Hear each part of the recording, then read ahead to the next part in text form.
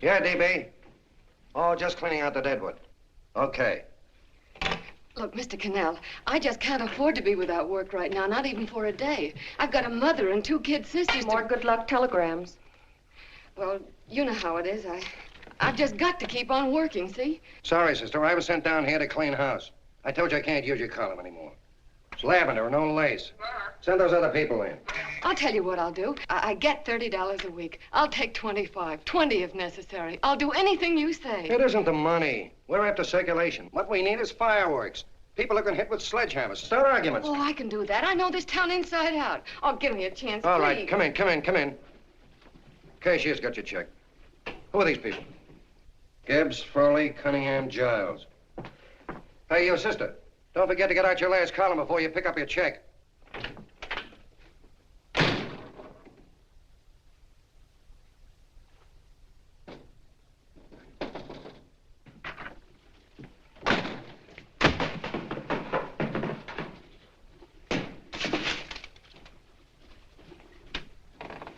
You're a couple of sticks shy in your column, man. Big rich slob like D.B. Norton buys a paper and 40 heads are chopped off.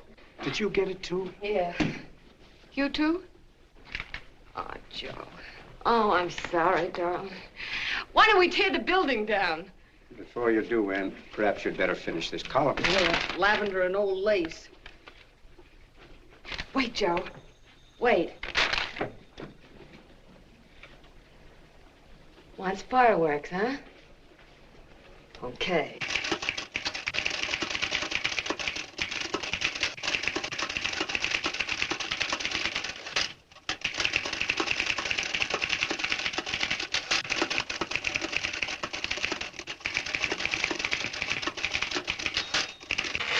Here.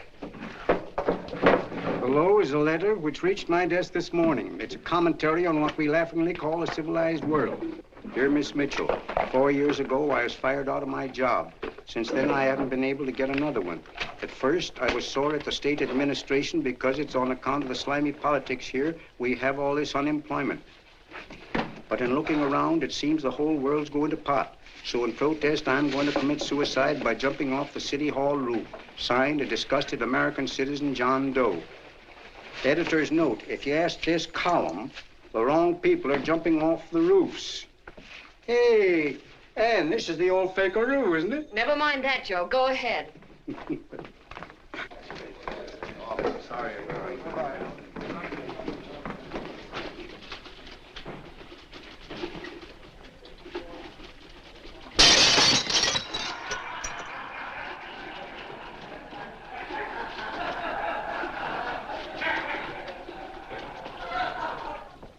And it's because of the slimy politics that we have all this unemployment here.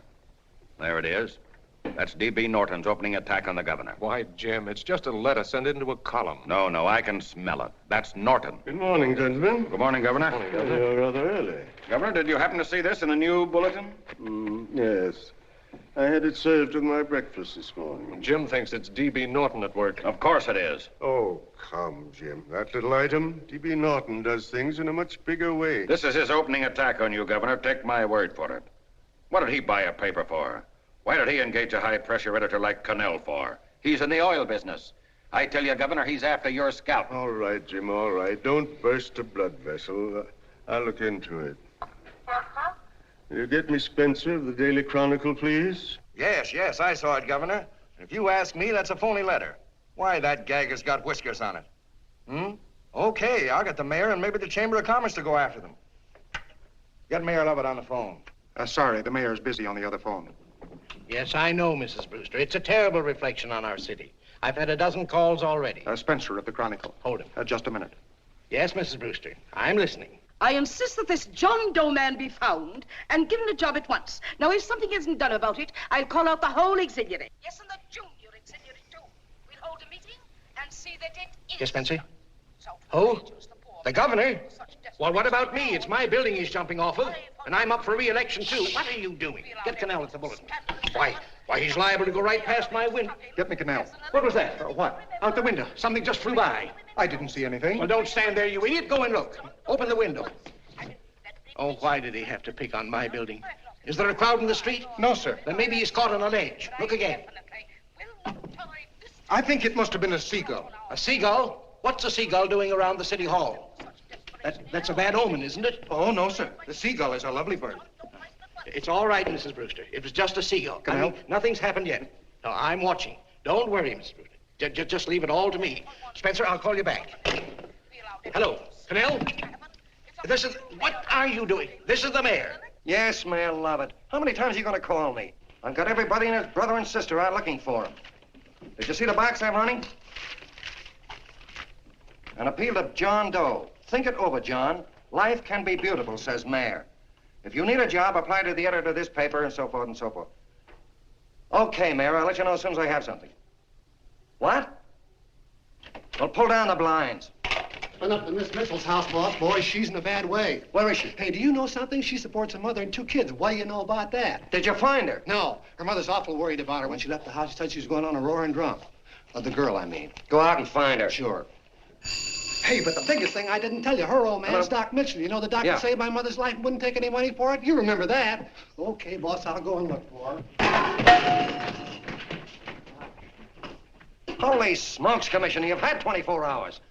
Okay, Hawkshaw, grab a pencil. Here it is again. About 5'5", brown eyes, light chestnut hair, and as fine a pair of legs as ever walked into this office. Did you want to see me? No. I've had the whole Army and Navy out searching for you because that's a game we play here every day. I remember distinctly being fired. That's right. But you have a piece of property that still belongs to this newspaper, and I'd like to have it. What's that? The letter. What letter? The letter from John Doe. Oh. The whole town's in an uproar. We've got to find him, and the letter's the only clue. There is no letter. We'll get a handwriting expert to... What? There is no letter. Say that again. There's no letter. I made it up. You made it up. Mm-hmm. You said you wanted fireworks. Don't you know there are 9 jobs waiting for this guy? 22 families want to board him free. 5 women want to marry him, and the mayor's practically ready to adopt him, and you... Just call the morgue, boss. He said there's a girl there. Shut up. Ann! Say, why didn't you... Beanie. Only one thing to do, Hank. Drop the whole business quickly. How? Run a story. Say John Doe was in here and is sorry he wrote the letter and... That's right. They've got it, sure. He came in here and I made him change his mind. Bulletin editor saves John Doe's life. Why, it's perfect. I'll have Ned write it up. Oh, Ned, I got a story I want you to... Wait a minute. Listen, you great, big, wonderful genius of a newspaper man. You came down here to shoot some life into this dying paper, didn't you? Well, the whole town's curious about John Doe, and boom, just like that, you're going to bury him. There's enough circulation in that man to start a shortage in the ink market. In what man? John Doe. What John Doe? John Doe, the one I made up. Look, genius, now look.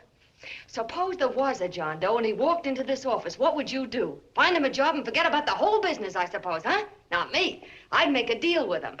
A deal? Sure, when you get hold of a stunt that sells papers, you don't drop it like a hot potato. Well, this is good for at least a couple of months. You know what I'd do? Between now and, let's say, Christmas when he's going to jump, I'd run a daily on. Starting with his boyhood, his schooling, his first job. A wide-eyed youngster facing a chaotic world. The problem of the average man, of all the John Does in the world. Now, then comes the drama. He meets discouragement. He finds the world his feet of clay. His ideals crumble. So what does he do? He decides to commit suicide and protest against the state of civilization. He thinks of the river, but no. No, he has a better idea. The city hall. Why? Because he wants to attract attention. He wants to get a few things off his chest, and that's the only way he can get himself heard. So? So he writes me a letter, and I dig him up. He pours out his soul to me. And from now on, we quote, I protest by John Doe. He protests against all the evils in the world. The greed, the lust, the hate, the fear. All of man's inhumanity to man. Arguments will start. Should he commit suicide or should he not? People will write in pleading with him. But no, sir. John Doe will remain adamant. On Christmas Eve, hot or cold, he goes. See? Very pretty. Very pretty indeed, Miss Mitchell. But would you mind telling me who goes on Christmas Eve? John Doe. What John Doe? The one we hire for the job, you lunkhead. Wait a minute. Let me get this through this lame brain of mine. Are you suggesting we go out and hire someone to say he's going to commit suicide on Christmas Eve? Is that it? Well, you're catching on. Who, for instance? Anybody. Beanie'll do. Why, sure. Who, me? Jump off a... Oh, no, any time at Christmas. I'm superstitious.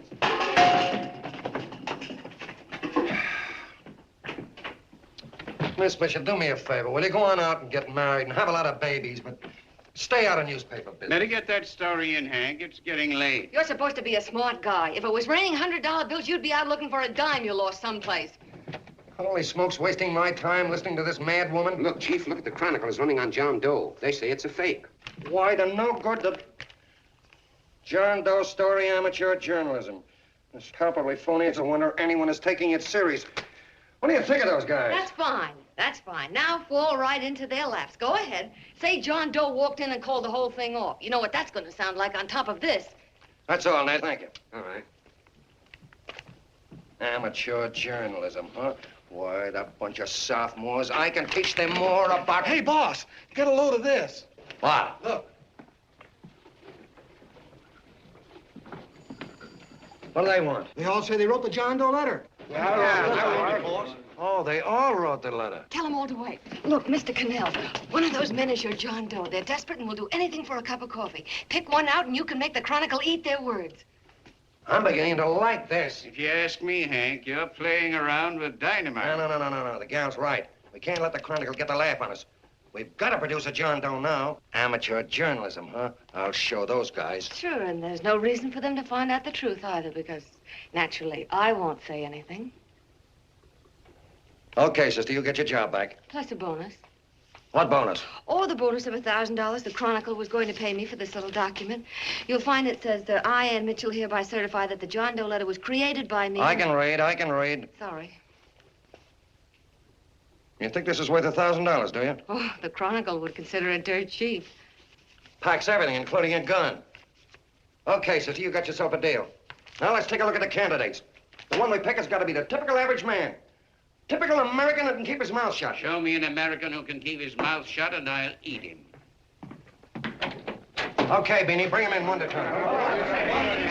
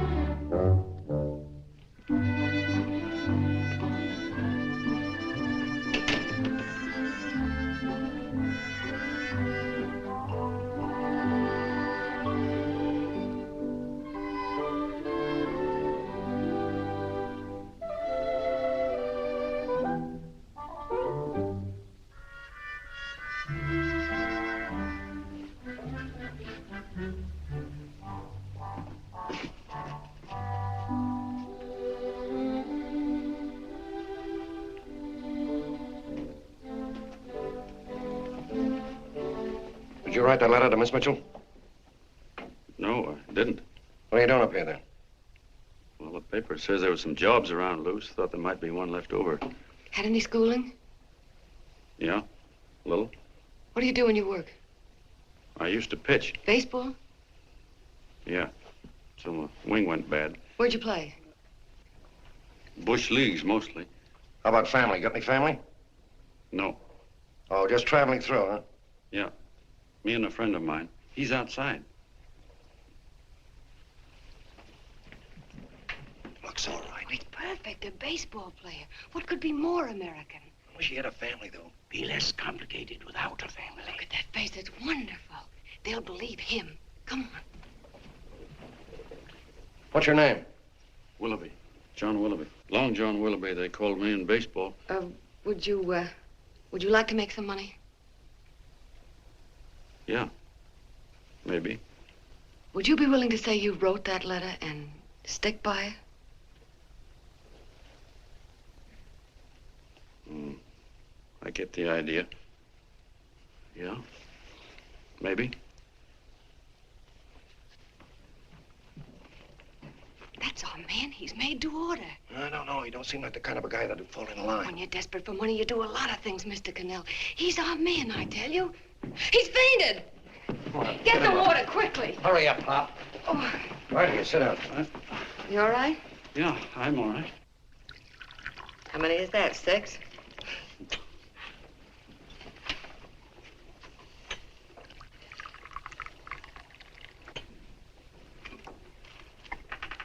Pretty hungry, weren't you? this John Doe business is batty, if you ask me. Well, nobody asked you. Trying to improve the world by jumping off buildings. You couldn't improve the world if the buildings jumped on you. Don't mind the colonel. He hates people. He likes you well enough to stick around. Well, that's because we both play doohickeys. I met him in a boxcar a couple of years ago. I was fooling around with my harmonica, and he comes over and joins in. I haven't been able to shake him since.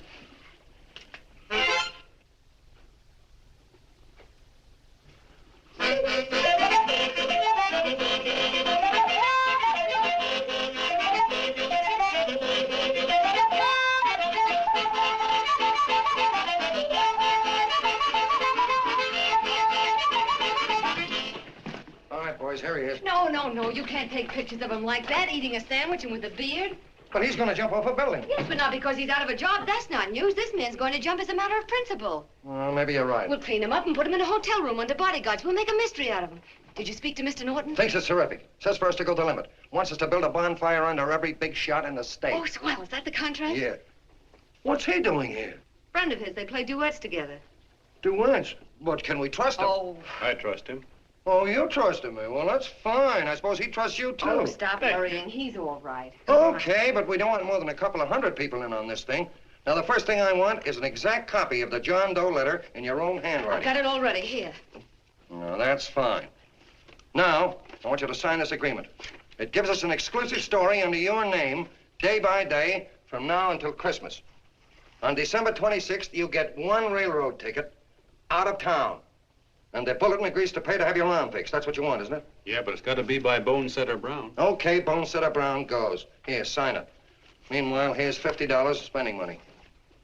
That's fine. Beanie? Yes, boss. Take charge of him. Get him a suite at the Imperial and hire some bodyguards. Yeah, and some new clothes, Beanie. You think we better have him deloused? Yeah. Both of them? Yes, both of them, but don't let them out of your sight. Hey, Beanie, gray suit, huh? Yeah. Okay, fellas.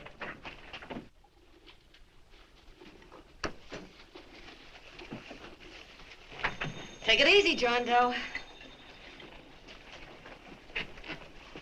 And you start pounding that typewriter. Oh, boy, this is terrific. No responsibilities on our part, just statements from John Doe, and we can blast our heads off. Before you pop too many buttons, don't forget to make out that check for $1,000. Okay, fellas, now, let me see. You sit outside the door. Nobody comes in, see? You two fellas sit in here. Hey, pretty nifty, huh? You ain't gonna get me to stay here. Sure you are. No, sir. That spot under the bridge where we slept last night's good enough for me. Say, what'll I do with this baggage? I'll stick him in the bedroom. Give me mine. I ain't staying. You know, we were headed for the Columbia River country before all this John Doe business came up. You remember that, don't you? Sure, I remember. Say, your ears popped coming up in the elevator. Mine did. All along, John. I tell you, it's no good. You're gonna get used to a lot of stuff that's gonna wreck you. Why, that $50 in your pocket's beginning to show up on you already. And don't pull that on me, neither. Stop worrying, Colonel. I'm going to get my arm fixed out of this. Hey, here's some cigars the boss sent us. Have one. Hey, Help cigars. yourself. No.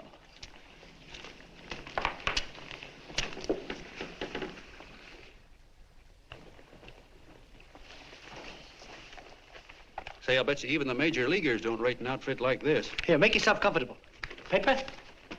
Yeah, I don't read no papers, and I don't listen to radios either. I know the world's been shaped by a drunken barber, and I don't have to read it. I've seen guys like you go under before. Guys that never had a worry. Then they got a hold of some dough and went goofy. The first thing that happens Hey, to did a you guy... get a load of the bedroom? No. The first thing that happens to a guy like that, he starts wanting to go into restaurants and sit down at a table and eat salads and cupcakes and tea. Boy, what that kind of food does to your system.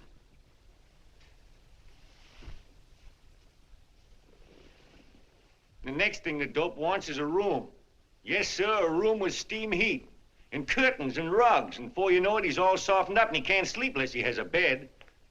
Hey, stop worrying, Colonel. $50 ain't gonna ruin me. I've seen plenty of fellas start out with $50 and wind up with a bank account. Hey, what's the matter with the bank account anyway? And let me tell you, Long John, when you become a guy with a bank account, they got you. Yes, sir, they got you.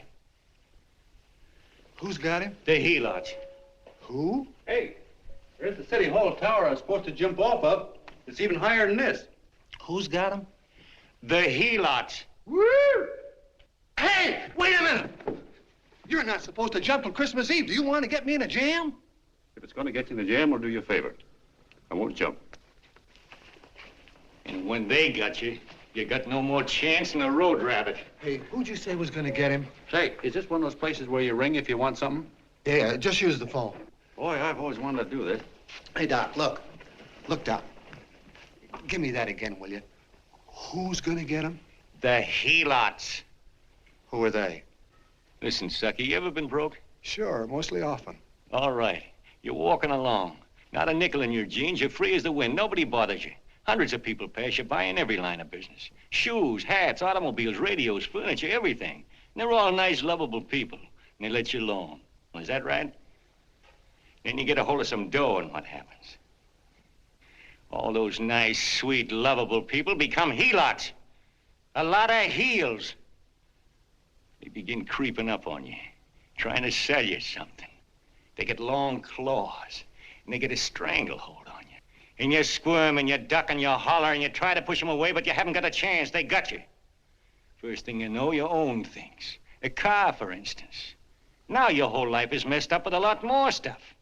You get license fees, and number plates, and gas, and oil, and taxes, and insurance, and identification cards, and letters, and bills, and flat tires, and dents, and traffic tickets, and motorcycle cops, and courtrooms, and lawyers, and fines, and 1,000,001 other things.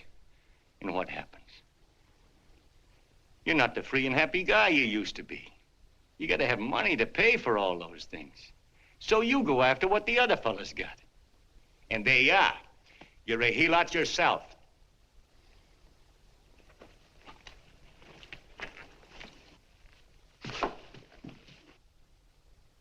You win, Colonel. Here, take the 50. Go out and get rid of it. You bet I will, just as fast as I can. I'm gonna get some canned goods, a fishing rod, and the rest I'm gonna give away. Give away? Hey, get me a pitcher's glove. I gotta get some practice. Say, he's giving it away. I'm going to get me some of that. Hey, come back here, you helot. Will you send up 5 hamburgers with all the trimmings, 5 chocolate ice cream sodas, and 5 pieces of apple pie? No, apple with cheese. Yeah, thanks.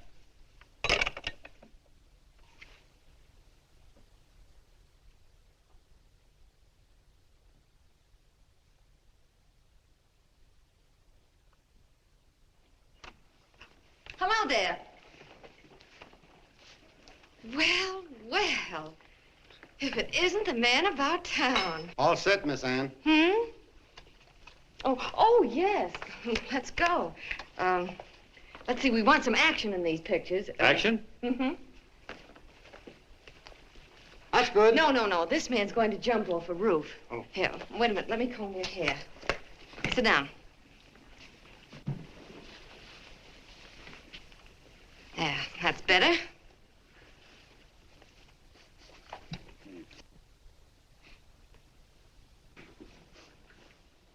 You know, he's got a nice face, hasn't he? Yeah, he's pretty. Here, sit down. Quiet, egghead. All right, now a serious expression. Can't. I'm feeling too good. Oh, come on now. This is serious. You're a man disgusted with all of civilization. With all of it? Yes, you're sore at the world. Come on now. Oh, crabby guy, huh? Yeah. No.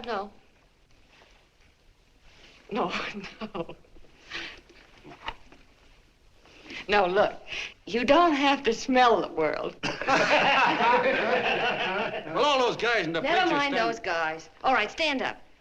Now, let's see what you look like when you protest. Against what?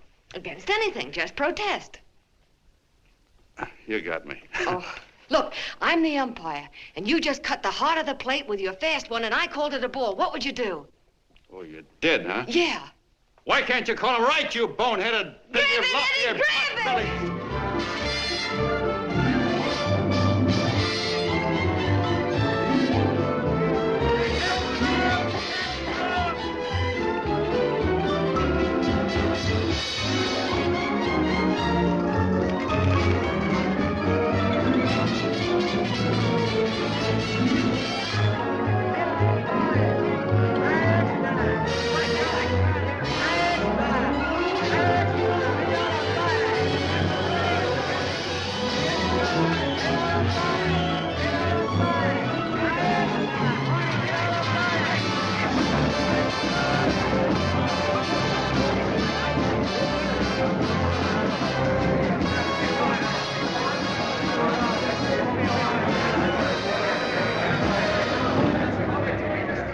I don't care whose picture they're publishing.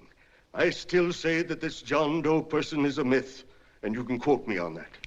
And I'm going to insist on his being produced for questioning. You know as well as I do that this whole thing is being engineered by a vicious man with a vicious purpose, Mr. D.B. Norton.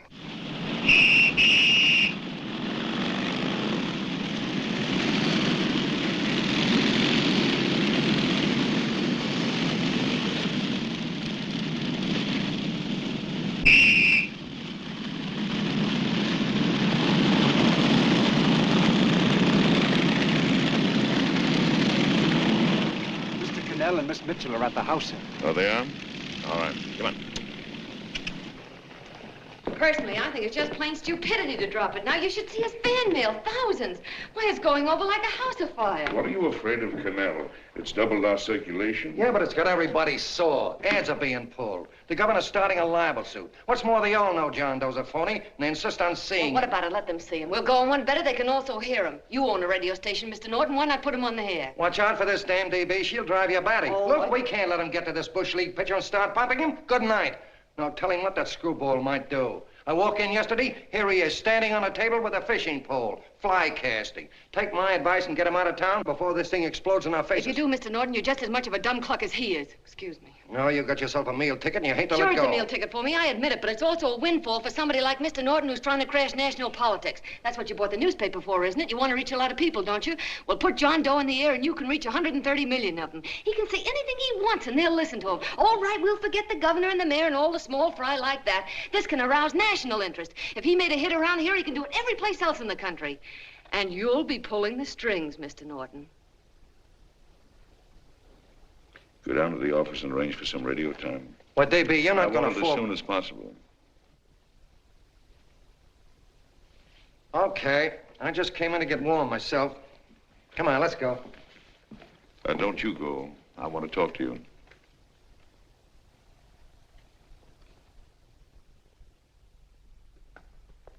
Sit down.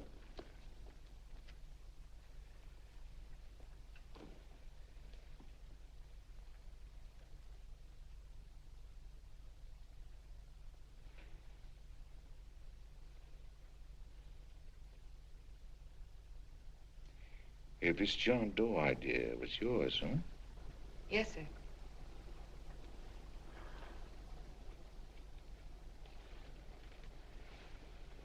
How much money do you get? $30. $30. Well, what are you after? I mean, what do you want? A journalistic career? Money. Money? Well, I'm glad to hear somebody admit it. Do you suppose you could write a radio speech that would put that fellow over? Oh, I'm sure I can. Do it, and I'll give you $100 a week. $100? That's only the beginning. You play your cards right, and you'll never have to worry about money again. Oh, I knew it. Hello. Hello. Whenever there's a pretty woman around.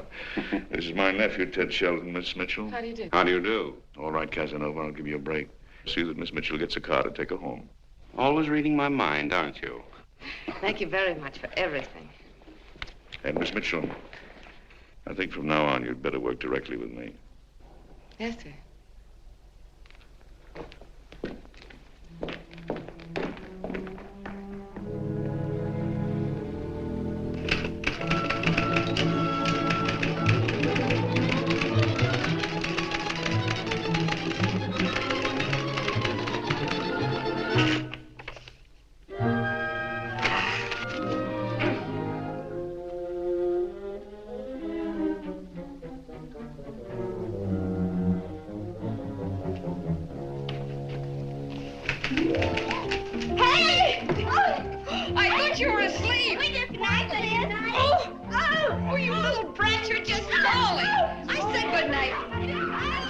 Come, children.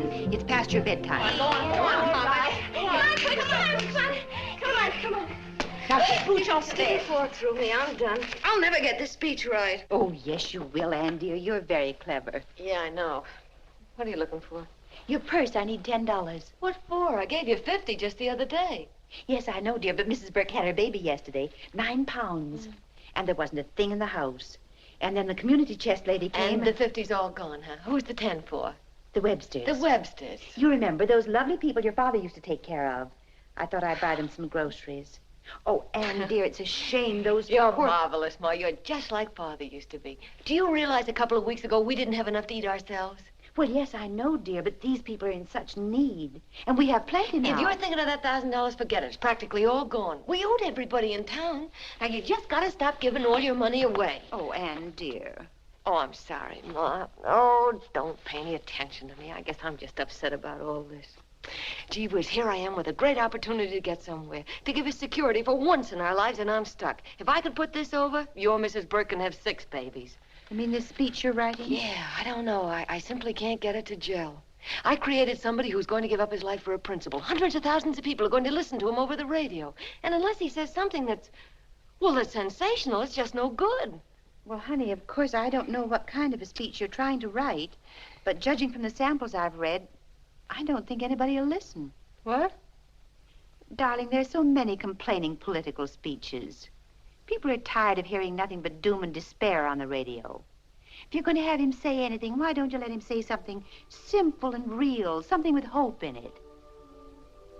If your father were alive, he'd know what to say. Oh, yeah. Father certainly would. Wait a minute.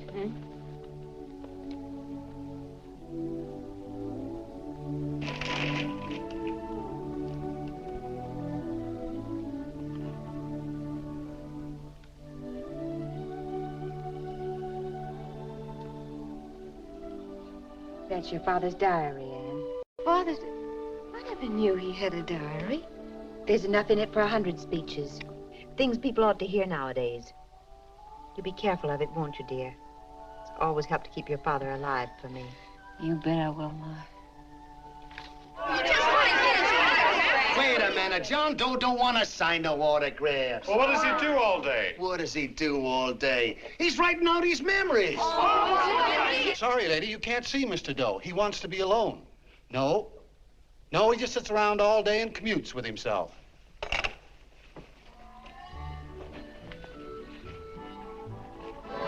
Oh!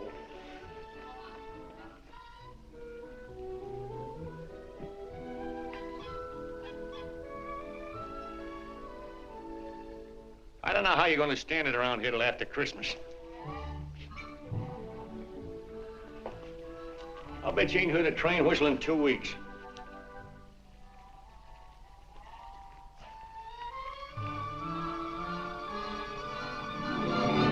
Steve, right!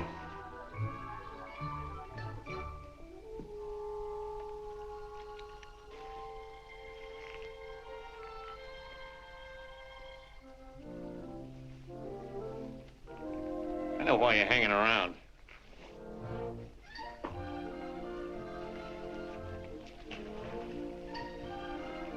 You're stuck on the girl. That's all a guy needs is to get hooked up with a woman.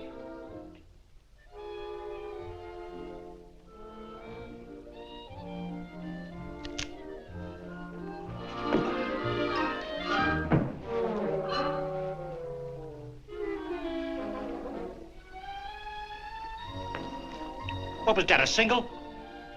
First baseman dropped the ball. Butterfingers. Tough luck, pal.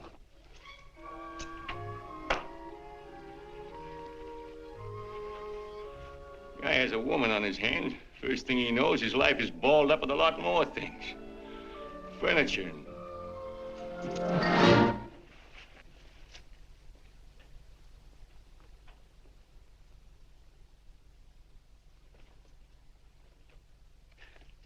Did you get him?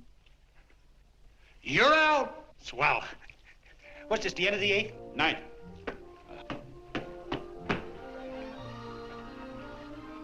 Hey, Beanie, there's a couple of mugs from the Chronicle snooping around out here. Huh.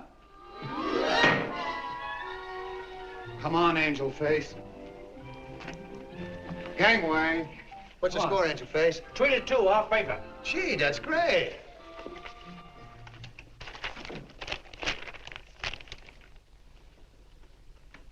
Hey, you got swell form there. Must have been a pretty good pitcher. Pretty good. Say, I was just about ready for the major leagues when I chipped a bone in my elbow. I got it pitching a 19-inning game. 19? Yeah.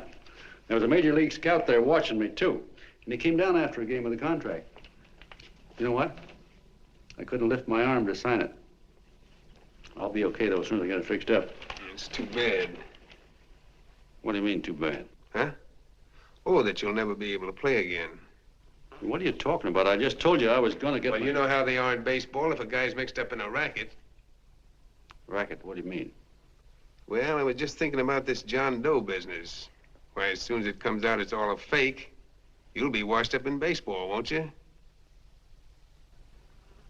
Yeah. Hey, doggone. I never thought about that.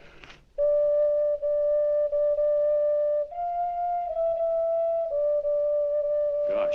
And another thing, what about all the kids in the country? The kids that idolize ball players. What are they going to think about you? Yeah. Hey, Colonel. Did you hear that? I gotta figure some way out of this thing. Elevators are still running. I know one way you can do it. How? Well, when you get up there on the radio, all you have to do is to say the whole thing's a frame-up.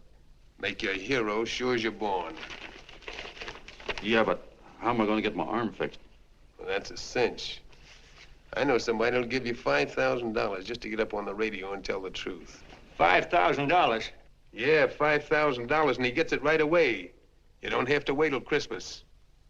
Look out, Long John. They're closing in on you. Say, who's putting up this dough? Fellow runs the Chronicle. Here's the speech you make, and it's all written out for you. $5,000. Holy mackerel, I can see the helots coming, the whole army of them. It's on the level.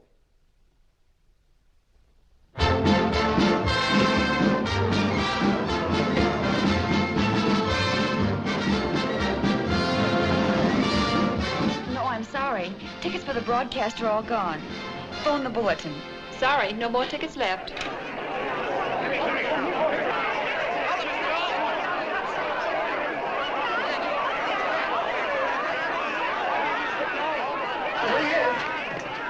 Hello, John. All set for the big night? Swell. Turn around. One moment. Now stand still. Hold it, Mr. Doe. Hold it. Big smile, Mr. Doe. That's right. Okay, Jeannie, that's All right, all. Take stand him here. out. Come on, let's Now, look, John, here's the speech. It's in caps and double spaced. You won't have any trouble reading it. Not nervous, are you? No. Of course not. He wouldn't be. Who? John Doe, the one in there. Hey, don't let your knees rattle. It picks up on the mic. Oh, Beanie, you needn't be nervous, John. All you have to remember is to be sincere. Pick up that phone, Miss Mitchell. It's for you. Okay. Hello? Yes, Mother. Oh, thank you, darling. Oh, there he is, the poor dear man. Oh, good luck to you, Mr. Doe. We want you to know that we're all for you. The girls all decided that you're not to jump off any roof at all. Oh, we'll stop it. You got the speech I gave you? Yeah. Now, look. I'll give this money to the colonel just as soon as you get started. We'll have a car waiting at the side entrance for you. Okay. How'd you get in here? Huh? Oh, I just came in to wish him Come luck. on, out. Mother says good luck, too. John, when you read that speech, please believe every word of it. He's turned out to be a wonderful person, John. Who? John Doe, the one in the speech. Oh. You know something? I've actually fallen in love with him. All right, there he is, sister. Now, come on, plenty of room. What's the idea? No, that's too much. Not so much. Come on, that's it. Oh, this is no time for cheap publicity, Mr. Cannell. Listen, if that guy lays an egg, I want to get something out of it. I'm getting a Jane Doe ready. Oh, come on. Here. Will you, fellas? Here, Give me a all right, chance. that's I enough. have to raise just one more. Well, that's fine, honey. You go ahead. After you've been doing it. Honey, go ahead. How you doing? Oh. All right, Benny, bring him in. Holy smoke, a half a helot.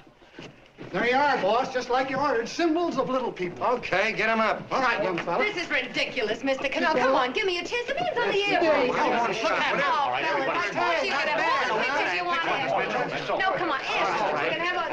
Come on, that's right. Afterwards, you can get all the pictures you want. Thank you very much. Come on, will you? Afterwards, that's right. Come on, Snooks, you've got to bail out. Okay, goodbye, Mr. Doe. Beanie. All right. Better get ready. 1 minute to go. Wow, hey, 1 minute to go and the score is nothing to nothing. Now, please, John, you won't let me down, will you? Will you? Of course you won't. If you'll just think of yourself as the real John Doe. Listen, everything in that speech are things a certain man believed in. He was my father, John. When he talked, people listened. And they'll listen to you, too. Funny. You know what my mother said the other night? She said to look into your eyes, that I'd see Father there. Hey, what do you say? Okay, we're coming. Come on. Now, listen, John, you're a pitcher. Now get in there and pitch. Good luck. Give him room, let him through. Come on.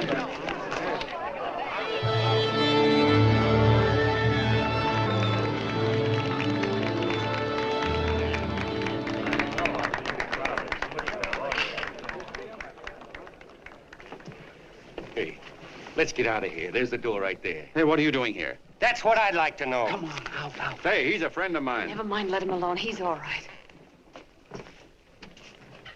I'll be right over there pulling for you. No, John, over here.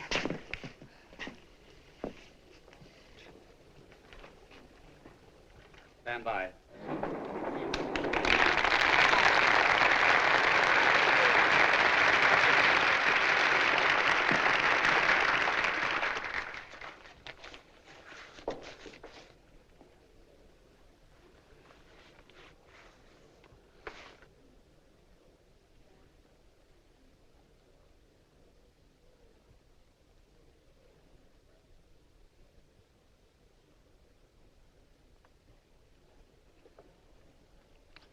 Phone the Chronicle. Tell them to start getting those extras out.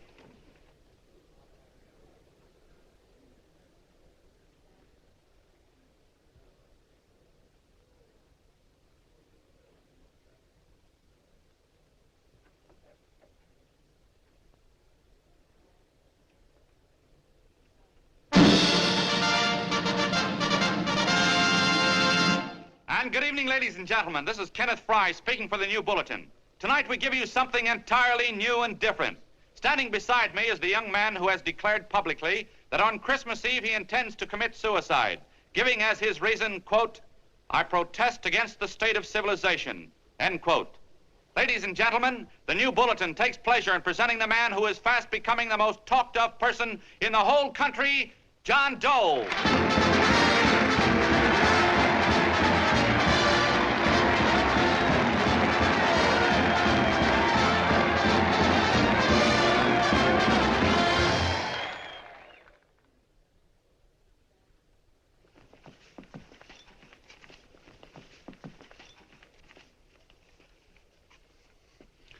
Ladies and gentlemen, I am the man you all know as John Doe. I took that name because it seems to describe the average man. And that's me. And that's me. Well, it was me before I said I was going to jump off the city hall roof at midnight on Christmas Eve. Now I guess I'm not average anymore. Now I'm getting all sorts of attention. From big shots, too. We've been double-crossed. The mayor and the governor, for instance. They don't like those articles I've been writing. You're an imposter, young fella. That's a pack of lies you're telling. Who wrote that speech for you? Benny, get that gun. Hey, kid.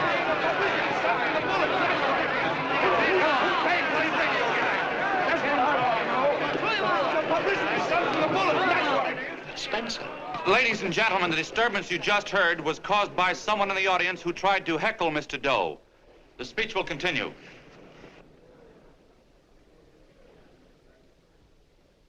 Well, people like the governor and that fella there can stop worrying. I'm not going to talk about them. I'm going to talk about us, the average guys, the John Does. If anybody should ask you what the average John Doe is like, you couldn't tell him because he's 1,000,001 things. He's Mr. Big and Mr. Small. He's simple and he's wise. He's inherently honest, but he's got a streak of larceny in his heart. He seldom walks up to a public telephone without shoving his finger into the slot to see if somebody left a nickel there.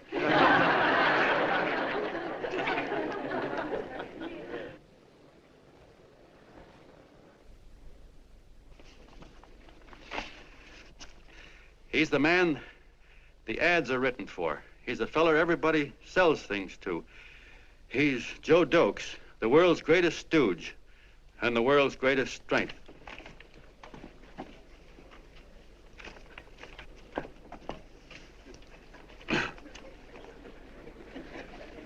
Yes, sir. Yes, sir, we're a great family, the John Does. We are the meek who are supposed to inherit the earth. You'll find us everywhere. We raise the crops, we dig the mines, work the factories, keep the books, fly the planes, and drive the buses. And when a cop yells, "Stand back there, you," he means us, the John Does. Well, what kind of a speech is that? Didn't you read it? We've existed since time began. We built the pyramids. We saw Christ crucified, pulled the oars for Roman emperors, sailed the boats for Columbus, retreated from Moscow with Napoleon, and froze with Washington at Valley Forge. Yes, sir. We've been in there dodging left hooks since before history began to walk. In our struggle for freedom, we've hit the canvas many a time, but we always bounce back because we're the people, and we're tough.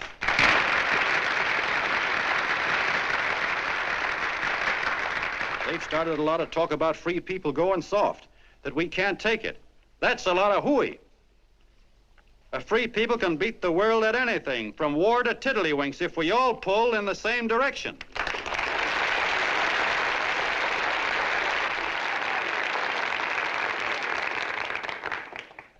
I know a lot of you are saying, "What can I do? I'm just a little punk. I don't count."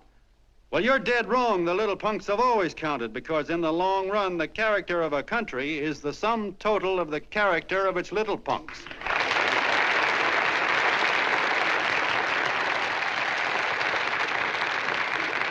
But we've all got to get in there and pitch. We can't win the old ball game unless we have teamwork. And that's where every John Doe comes in. It's up to him to get together with his teammate. And your teammate, my friends, is the guy next door to you. Your neighbor. He's a terribly important guy, that guy next door. You're going to need him, and he's going to need you, so look him up. If he's sick, call on him. If he's hungry, feed him. If he's out of a job, find him one. To most of you, your neighbor is a stranger, a guy with a barking dog and a high fence around him. Now, you can't be a stranger to any guy that's on your own team.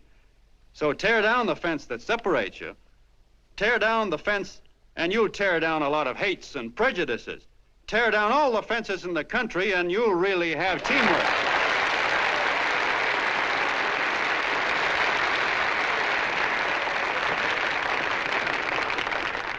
I know a lot of you are saying to yourselves, "He's asking for a miracle to happen. He's expecting people to change all of a sudden." Well, you're wrong. It's no miracle. It's no miracle because I see it happen once every year, and so do you, at Christmas time. There's something swell about the spirit of Christmas, to see what it does to people, all kinds of people. Now, why can't that spirit, that same warm Christmas spirit, last the whole year round? Gosh, if it ever did, if each and every John Doe would make that spirit last 365 days out of the year, we'd develop such a strength, we'd create such a tidal wave of goodwill that no human force could stand against it. Yes, sir, my friends. The meek can only inherit the earth when the John Does start loving their neighbors. You better start right now. Don't wait till the game is called on account of darkness. Wake up, John Doe. You're the hope of the world.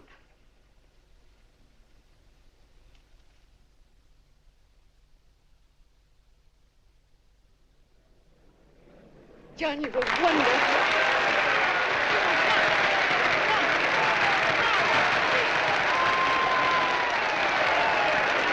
Let's get out of here. Now you're talking.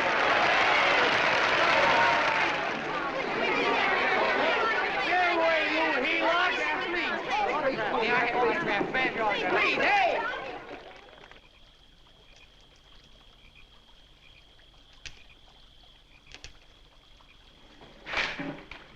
I knew you'd wake up sooner or later.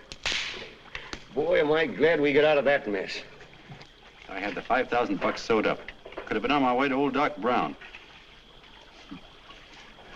You're a pitcher, John, she says. Now, go in there and pitch. What a sucker. Yeah, she's a heel-out just like the rest of us. Lucky you got away from her.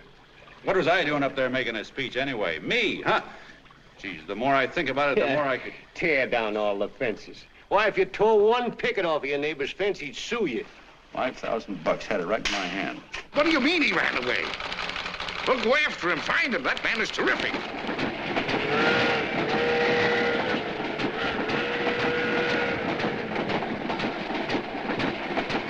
Columbia River, here we come.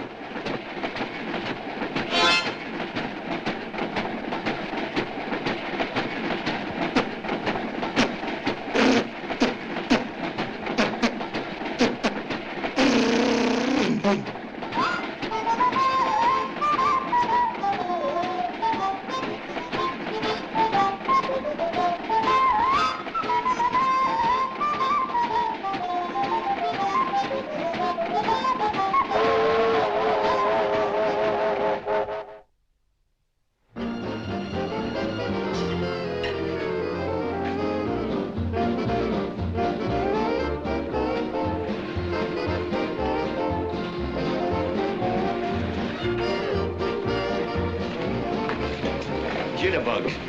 Yeah. Say, how much money we got left? 4 bits. Better make it donuts, huh? Yeah.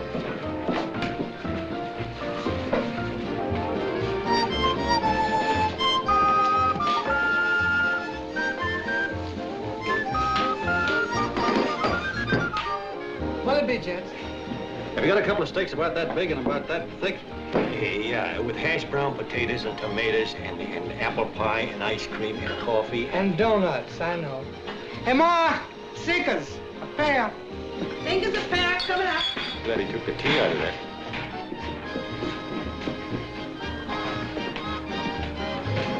Hey, look.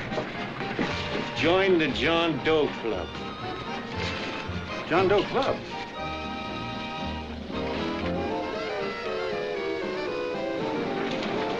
Uh-oh. You John Doe? Who? John Doe. Ah, you need glasses, buddy. Oh, but gee, it's a spitting image of John Doe. Yeah, but his name is Willoughby. Oh, I'm John Willoughby. I'm a baseball player. Sure. Oh, no, I'd know that voice anyway. You can't kid me. You John Doe. Hey, Ma! Ma! That's John Doe. John Doe? Yeah, sitting right there, big as life. Who'd you say it was? John Doe, the big guy there. Pictures in the paper. That's John Guy. John Doe. John Doe. Sitting right there, John Doe. Hey, operator. Dan's Beanery. Look, call everybody in town. John Doe was just in my place. Yeah, he ordered donuts.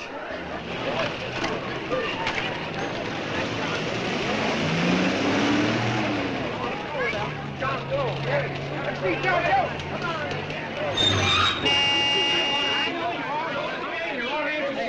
We're all neighbors, but my office is packed like a sardine box. What does John Doe look like, Mr. Mayor? Oh, he's one of those great big outdoor type men. No, you can't see him. You didn't vote for me the last time. Shame on you. What are you doing there? Get off my front porch anyhow. Mr. Norton come yet? Oh, well, I wonder where he's at. What's keeping him? He should have been here 15 minutes ago. Oh, there it comes now.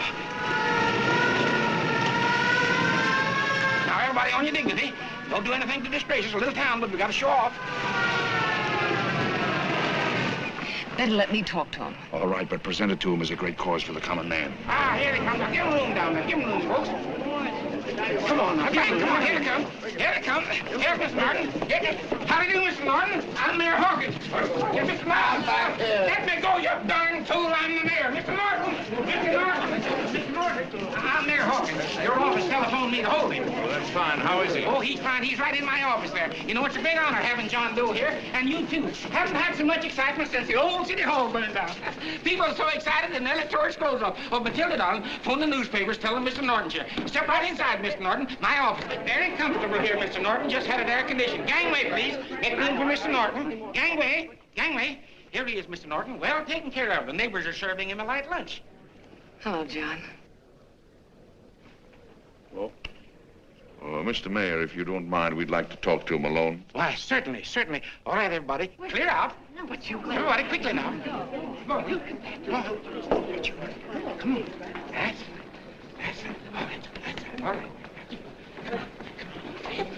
Don't argue with me here. Wait till we get home. Don't you push me around like that. Even though I'm your wife, you can't push me around. Look, Mr. Norton, I think you got a lot of nerve having those people hold us here. There's nobody holding you here, Mr. Doe. It's only natural that people... Nobody holding us here. Let's get going. Incidentally, my name isn't Doe. It's Willoughby. Look, John, something terribly important's happened. They're forming John Doe clubs. We know of 8 already, and they say that there's John Doe clubs? What for? To carry out the principles you talked about in your radio speech. I don't care what they're forming. I'm on my way, and I don't like the idea of being stopped either. Oh, but you don't know how big this thing is. You should see the thousands of telegrams we've received and what they're saying about you. Look, it started as a circulation stunt, didn't it? Well, you got your circulation. Now, why don't you let me alone? Oh, it started as a circulation stunt, but it isn't anymore. Mr. Norton wants to get back of it and sponsor John Doe clubs all over the country. He wants to send you on a lecture tour. Me? Uh-huh. Well, certainly, with your ability to influence people, it might grow into a glorious movement. Say, let's get something straight here. I don't want any part of this thing. If you got an idea I'm going around lecturing the people, why, you're crazy. Baseball's my racket, and I'm sticking to it. Come on, Colonel, let's get out of here. John, please. I just got rid of one crowd. Oh, but please, Mr. Mayor, tell him the John Doe Club wants to talk to him. Let them in, Mr. Mayor. Let them come in. Okay, folks, but remember your manners. No stampeding. Walk slow, like you do when you come to pay your taxes.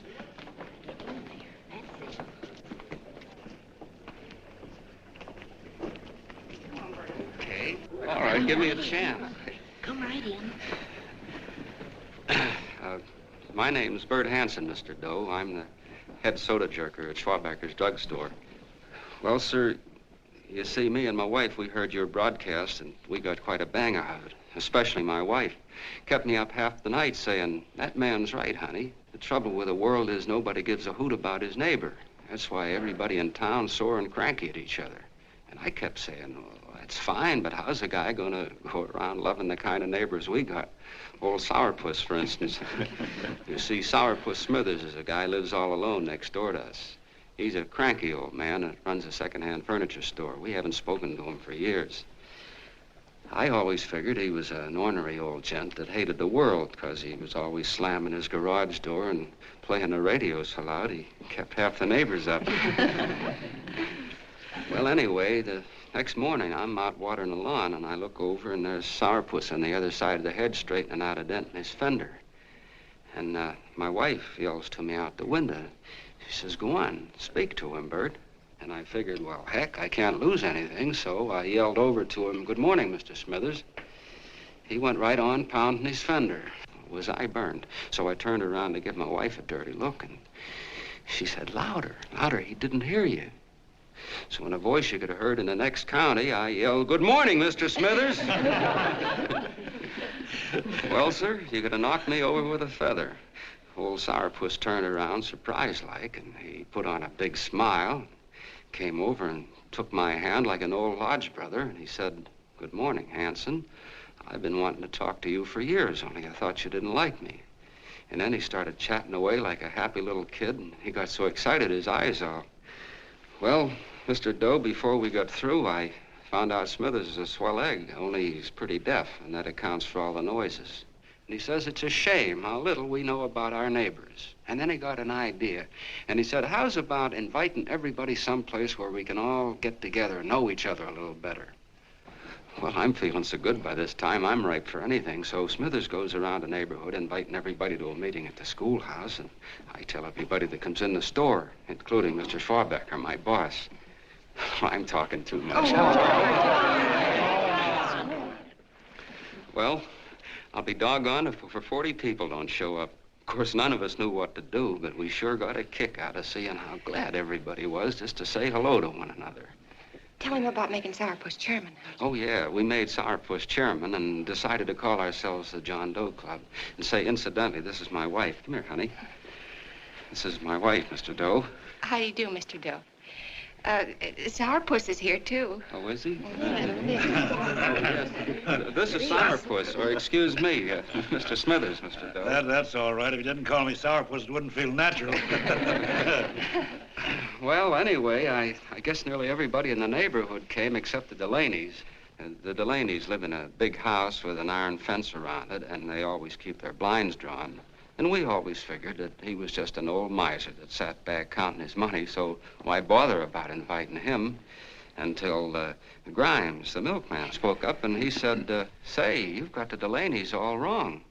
And then he tells us about how they canceled their milk last week and how when he found a note in the bottle, he got kind of curious-like and he sort of peeked in under the blinds and found the house was empty. If you ask me, he says, they're starving. Old man Delaney has been bringing his furniture over to my place at night, one piece at a time, and selling it. Yeah. And, well, sir, a half dozen of us ran over there to fetch him, and we brought him to the meeting. And what a reception they got. Why, everybody shook hands with him and made a fuss over them, and, well, finally, Mr. and Mrs. Delaney just sat right down and cried. And then we started to find out about a lot of other people. Yeah, sure. Well, you know Grubel, for instance. Grubel's here. See? Yeah, that's a... Of course, you don't know Grubel, but he's the man that everybody figured was the worst no-account in the neighborhood because he was living like a hermit and nobody would have anything to do with him. That isn't Little Murphy. The postman told us the truth. Why, Grubel, he says, he lives out of garbage cans because he won't take charity, because it'd ruin his self-respect, he says. Just like you said on the radio, Mr. Doe. Well, sir, about a dozen families got together and gave Grubel a job watering their lawns. Isn't that wonderful? And then we found jobs for 6 other people, and they've all gone off for leave. Yeah, and my boss, Mr. Schwabacker, made a job in his warehouse for old man Delaney. And he gave you that $5 raise. Yeah, wasn't that swell? Why, Bert, I feel slighted. I'd like to join, but nobody asked me. I'm sorry, Mayor, but we voted that no politician could join. Just the John Does of the neighborhood, because you know how politicians are. Well, the reason we wanted to tell you this, Mr. Doe, was just to give you an idea of what you started. And from where I'm sitting, I don't see any sense in you jumping off any building. No. Well, thank you for listening. Goodbye, Mr. Doe. You're a wonderful man, and it strikes me you can be mighty useful walking around for a while.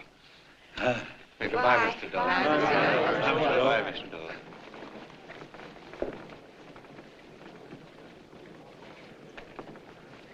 I'm Mrs. Delaney, Mr. Doe, and God bless you, my boy.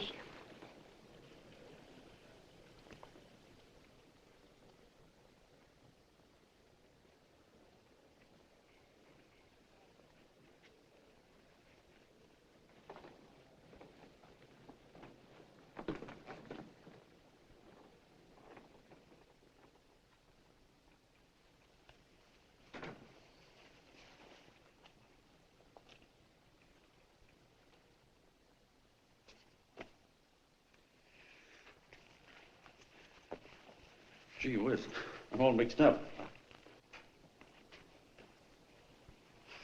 I don't get it. Look, all those swell people think I'm going to jump off a building or something. I never had any such idea. Gosh. The fellow'd have to be a mighty fine example himself to go around telling other people how to... Say, look, what happened the other night was on account of Miss Mitchell here. She wrote the stuff. Don't you see what a wonderful thing this can be? But we need you, John. You're hooked. I can see that right now. They got you. Well, I'm through. For 3 years, I've been trying to get you up to the Columbia River country. First, it was your glass arm. Then it was the radio. And now it's the John Doe clubs. Well, I ain't waiting another minute. Gangway, you helots. Hey, Colonel, wait a minute. Oh, please, Hey, Colonel! I want you personally to go along with John Doe and Miss Mitchell and handle the press and the radio. Me? Yes, I don't want to take any chances. And Johnson. Yes, Stevie? Your crew will do the mop-up job. They'll follow John Doe into every town, see that the clubs are properly organized and the charters issued. Right. There are only 8 flags up there now. I want to see that map covered before we get through.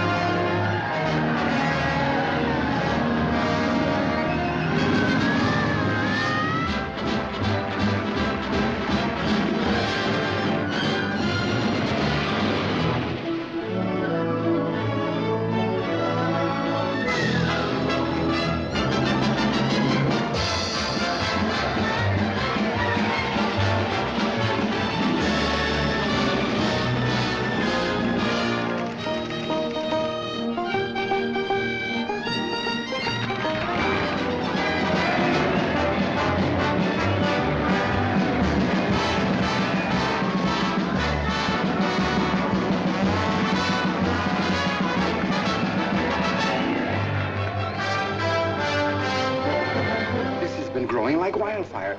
If they made demands, I'd understand it. But the John Does ask for nothing. People are going off relief. If this keeps up, I'll be out of a job.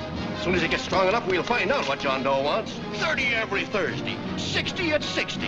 Who knows what? I'm sorry, boss. They just won't let anybody talk politics to them. It's crazy. We've got to get to them.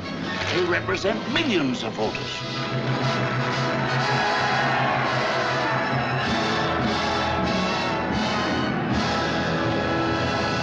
I tell you, ladies and gentlemen, this thing has been nothing short of a prairie fire.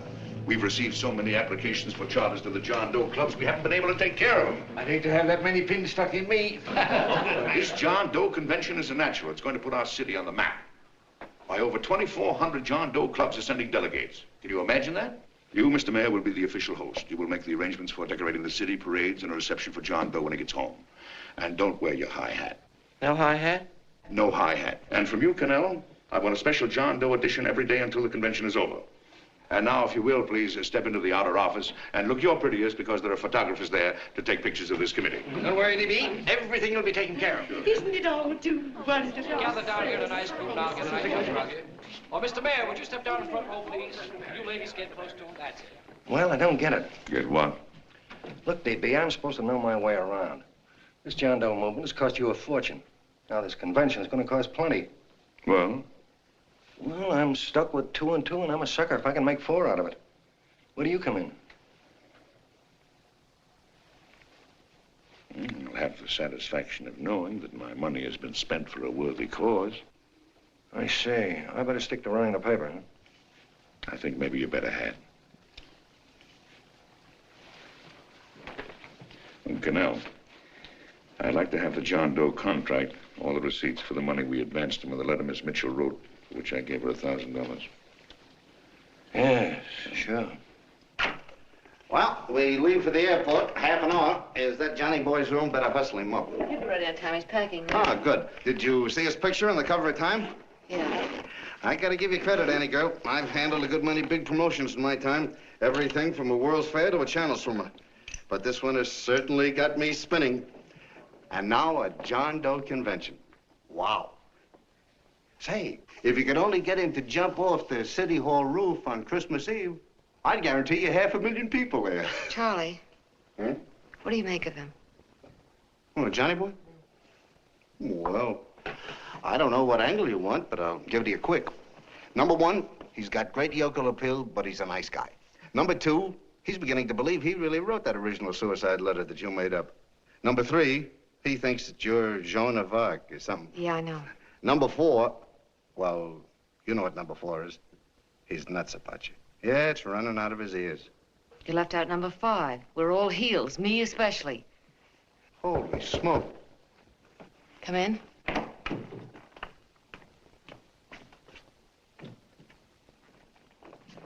Small pack. Good. I'll go and get Beanie Boy. Okay, Charlie boy.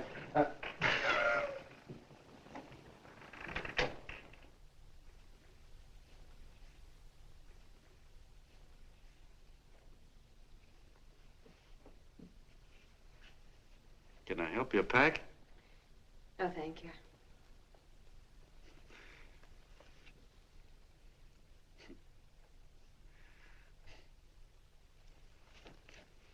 Do you care if I sit down out here? No.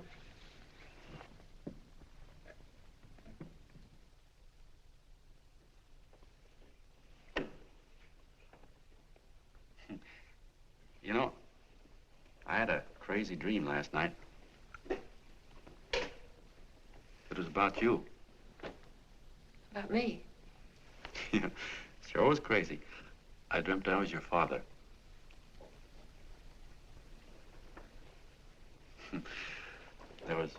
There was something I was trying to stop you from doing. So I got up out of bed and I walked right through the wall here, right straight into your room. You know how dreams are. And there you were in bed. But you're a little girl, you know, about 10. And very pretty, too. So I shook you, and the moment you opened your eyes, you hopped out of bed and started running like the devil in your nightgown. You ran right out the window there, and you ran out over the tops of buildings and roofs and everything for miles. And I was chasing you. And all the time you were running, you kept growing bigger and bigger and bigger, and pretty soon you were as big as you are now, you know, grown up. And all the time I kept asking myself, what am I chasing her for? And I didn't know. Isn't that a hot one? Well, anyway, you ran into some place, and then I ran in after you, and when I got there you were getting married. And the nightgown had changed into a beautiful wedding gown. You sure look pretty, too. And then I knew what it was I was trying to stop you from doing. Dreams are sure crazy, aren't they? Well, would you like to know who it was you were marrying? Oh, a tall, handsome Ubangi, I suppose. No, not that bad. It was that fellow that sends you flowers every day. Yeah, what's his name? Mr. Norton's nephew? Had children. Yeah, that's the one. But here's the funniest part of it all. I was the fellow up there doing the marrying, you know, the justice of peace or something. You were? I thought you were chasing me. Well, yes, I was, but I was your father then, you see. But the real me, John Doe, or that is, Long John Willoughby, I was the fellow up there with the book. You know what I mean? I guess so. Then what happened? Well, I took you across my knee and I started spanking you. That is, I didn't do it. I mean, I did do it, but it wasn't me, you see. I was your father then. Well, I held you across my knee and I said, Annie, I won't allow you to marry a man that's just rich or that has his secretary send you flowers.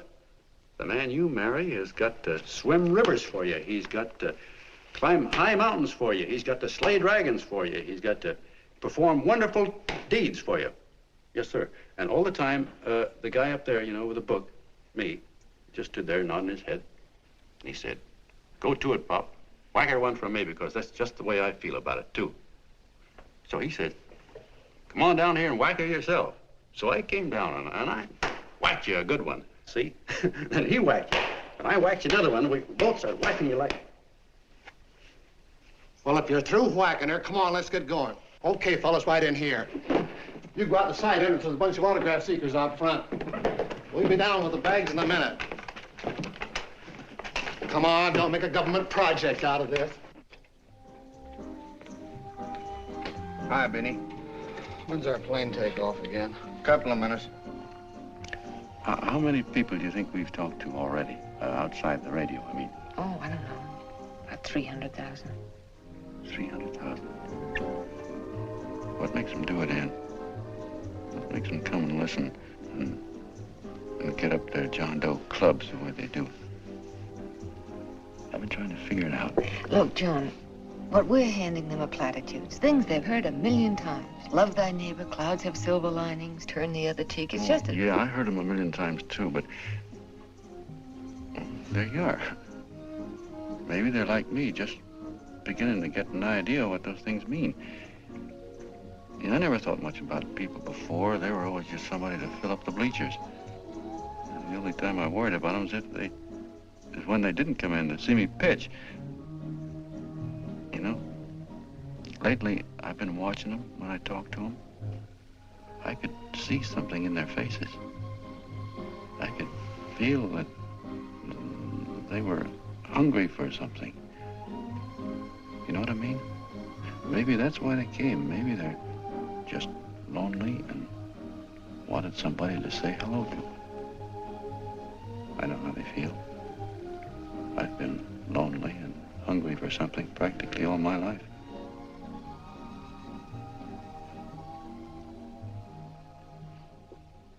All aboard, folks. Yeah, that's true. Oh, somebody else sitting here? No, that's your seat. And this is your coat. Mine? A little token of appreciation. Oh, it's beautiful, D.B. Well, I don't quite know what to say. Well, don't say anything at all. Just sit down. Oh. Go ahead, open it. Oh.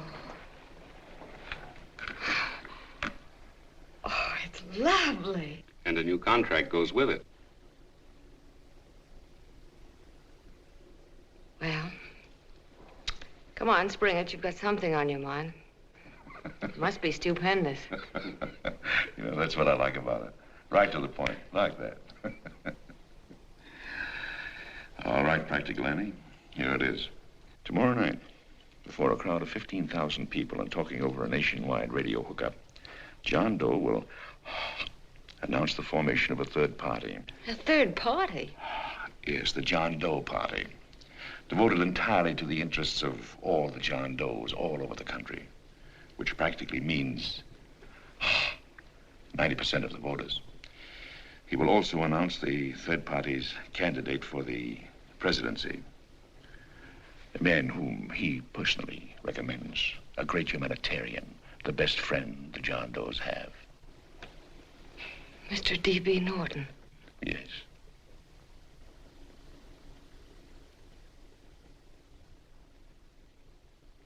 Wow.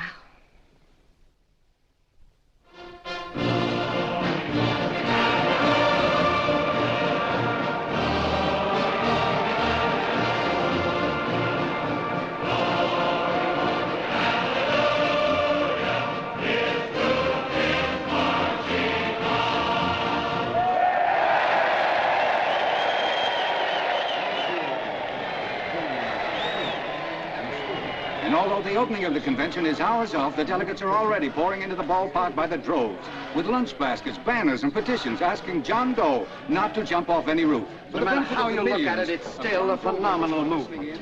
These John Does, or the hoi polloi, as you've heard people call them, have been laughed at and ridiculed. But here they are, gay and happy, having traveled thousands of miles, their expenses paid by their neighbors, to come here to pay homage to their hero, John Doe.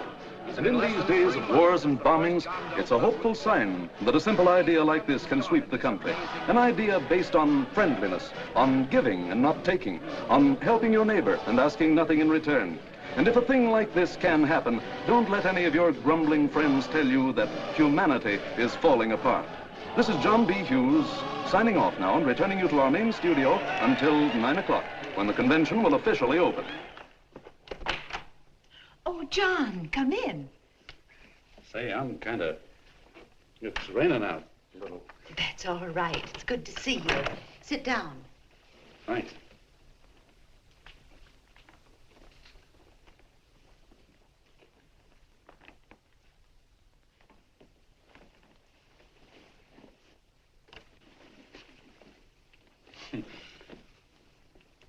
It's for Anne. Oh, how nice. Thank you very much. Flowers. I'm terribly sorry she isn't here. She isn't? No, she just left. I'm surprised you didn't run into her. She went over to Mr. Norton's house. Oh. Did you want to see her about something important? Yeah. Well, no, it'll wait. Say, he's a nice man, isn't he? Mr. Norton, I mean. He's done an awful lot for the...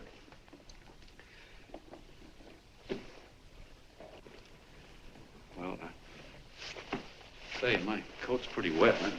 I'm afraid I might have wet the couch a little.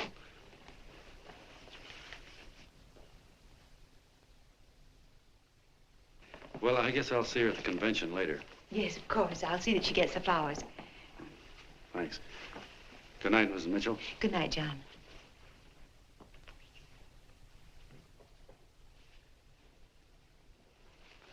Say, Miss Mitchell, I'm kind of glad Anne isn't here. You see, I came over here hoping to see her alone, and kind of hoping I wouldn't, too, you know what I mean? There was something I wanted to talk to her about. But, well, it'll wait, I guess. Good night. Good night, John. Say, look, Mrs. Mitchell, have you ever been married? Oh, I'm sure you have. Gosh, that's pretty silly. I guess you must think I'm kind of batty. Well, I guess I'd better be going at that.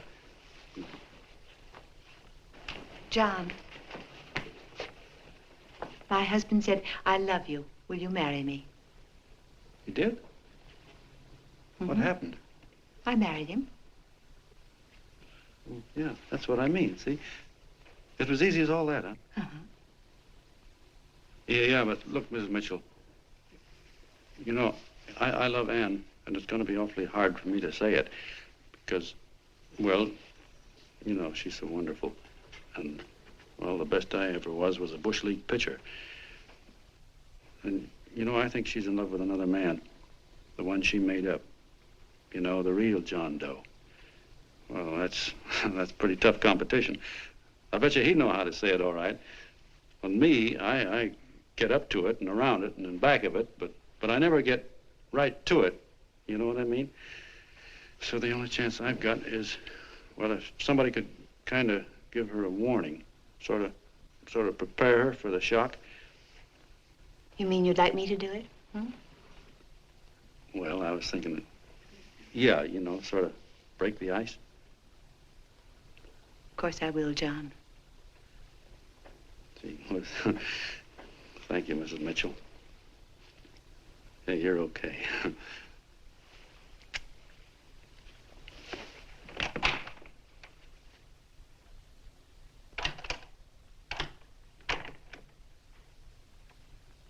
This John Doe meeting is going to be one of the biggest things that ever happened. Why, they're coming from all over. Trains, boxcars, wagons. Look out! Hello, bodyguards. Hey, had your dinner yet? No, Jeff. Oh, that's all right. Well, look, no, go ahead and have your dinner. Wait a minute, John.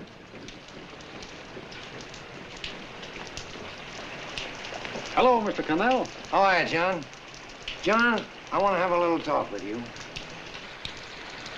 What's the matter? Are you falling? Come on.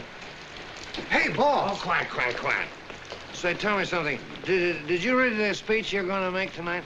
No, I never read the speeches before I make them. I get more of a kick out of it that way. Uh-huh. It's just exactly what I thought. Beanie, go on down to the old pop and give you the speech. There's a copy on my desk. Gee whiz, boss, you know Mr. Norton told me not to leave him, not even for a minute. Go on. We'll be at Jim's bar up the street. You're a nice guy, John. I like you. You're gentle. I always like gentle people. Me, I'm hard. Hard and tough. I got no use for hard people. Gotta be gentle to suit me. Like you, for instance.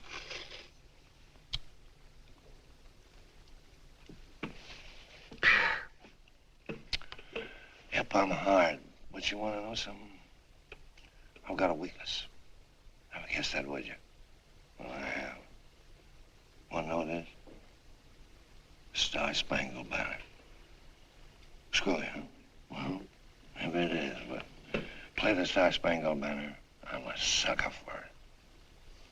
Always gets me right here. Know what I mean?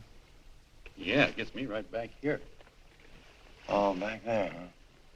Well, every man to his own taste. You weren't old enough. You weren't old enough for the World War, were you, Jim? No, of course not. No, you must have been just kidding. I was just ripe and raring to go. You know what my old man did when I joined up? He joined up, too. Got to be a sergeant. And here's a kick for you. We were in the same outfit. Funny, huh? Hmm?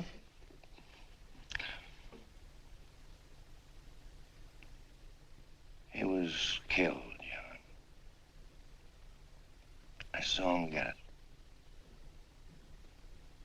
I was right there, and I saw it with my own eyes.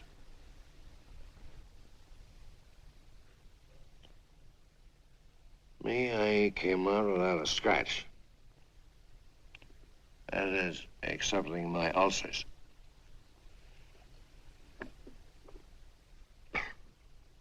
I should be drinking milk, you know. This stuff is poison. Hey, Tubby. Yes, Mr. Connell. What do you say, huh? All right. Yep, I'm a sucker for this country. I'm a sucker for the Star-Spangled Banner, and I'm a sucker for this country. I like what we got here. I like it. A guy can say what he wants and do what he wants without having a bayonet shoved through his belly. And that's all right, isn't it? You betcha. Yeah. Well, we don't want anybody coming around changing it, do we? No, sir. No, sir. And when they do, I get mad. I get boiling mad. And right now, John, I'm sizzling. I get mad for a lot of other guys besides myself.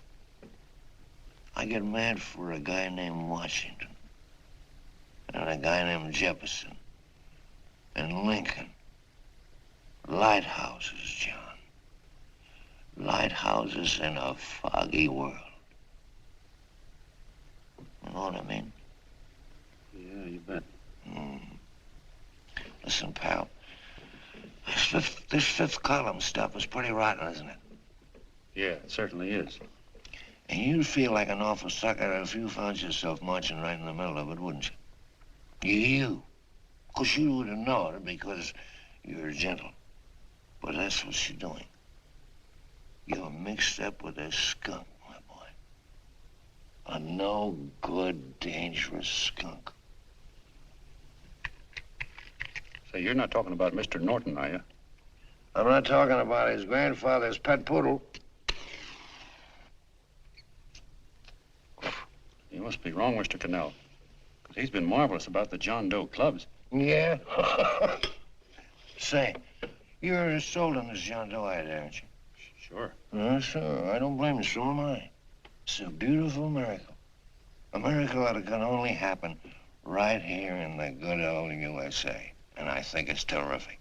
What do you think of that? Me, hard-boiled Cannell, and I think it's plenty terrific. All right. Now, supposing a certain unmentionable worm whose initials are DB was trying to use that to shove his way into the White House so he could put the screws on, so he could turn out the lights in those lighthouses. What would you say about that, huh? Nobody's going to do that, Mr. Cannell. They can't use the John Doe clubs for politics. That's the main idea. Is that so? Then what's a big political boss like Hammer doing in town? And a labor leader like Bennett? And a lot of other big shots are up at DB's house right now. Wolves, John. Wolves. Waiting to cut up the John Does. Wait till you get a gander at the speech you're going to make tonight. You're all wet. Miss Mitchell writes those speeches. Nobody can make her write that kind of stuff. They can't, huh? Who do you think writes them? My Aunt Emma?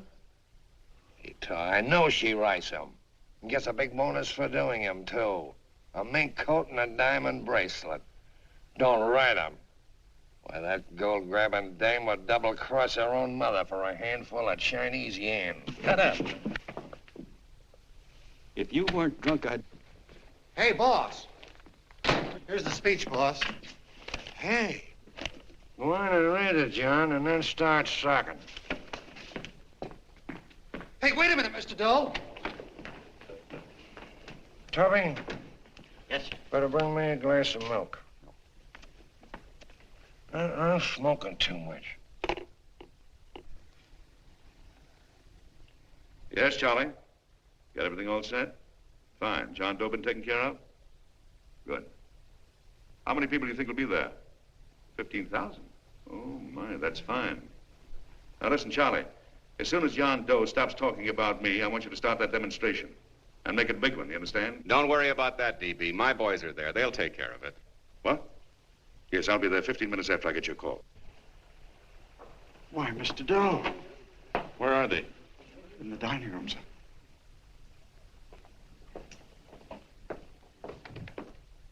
Now, gentlemen, I think we're about ready to throw that great big bombshell. Yeah, well, it's about time. Even a conservative estimate shows that we can count on anywhere between 10 and 20 million John Doe votes. Now, add to that the labor vote that Mr. Bennett will throw in, and the votes controlled by Mr. Hammett and the rest of you gentlemen in your own territories, and nothing can stop us. As I said before, I'm with you, providing you can guarantee the John Doe vote. Don't worry about that. You can count on me on one condition. Little Bennett's got to be taken care of. Didn't I tell you that everybody in this room would be taken care of? My agreement with you gentlemen stands. I'm with you, D.B., but I still think it's a very daring thing we're attempting. These are daring times, Mr. Barrington. We're coming to a new order of things. There's too much talk been going on in this country. Too many concessions have been made. What the American people need is an iron hand. You're right. That's true. You're quite right, D.B. Discipline. Right. And now, may I offer a little toast to Miss Ann Mitchell, the brilliant and beautiful lady who is responsible for all this. Miss Mitchell. Mr. Norton, I'd like to talk to you alone for a minute. Oh, Miss Mitchell has something to say to us. Let's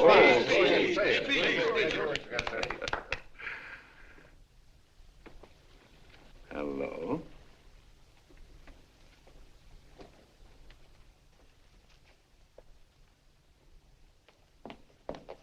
John, I'm so glad to see you. I was terribly worried. Did you write this? Yes, I did, John, but I had no idea what was going on. You didn't? No. That's a swell bracelet you're wearing. John, why aren't you at the convention?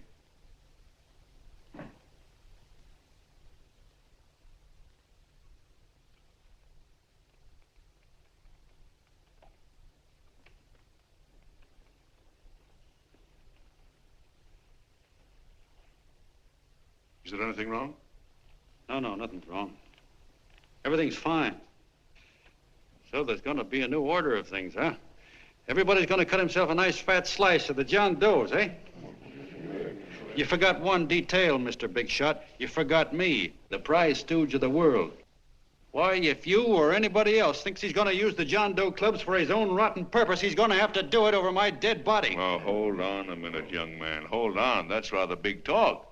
I started the John Doe clubs with my money, and I'll decide whether or not they're being properly used. No, you won't. You're through deciding anything. And what's more, I'm going down to that convention, and I'm going to tell those people exactly what you and all your fine feathered friends here are trying to cook up for them. And I'm going to say it in my own words this time. Stop it, baby. You ruined us, D.B. Wait a minute, fella. My uncle wants to talk to you. Listen to me, my son.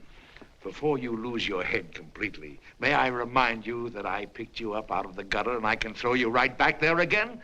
You've got a nerve accusing people of things. These gentlemen and I know what's best for the John Does of America, regardless of what tramps like you think.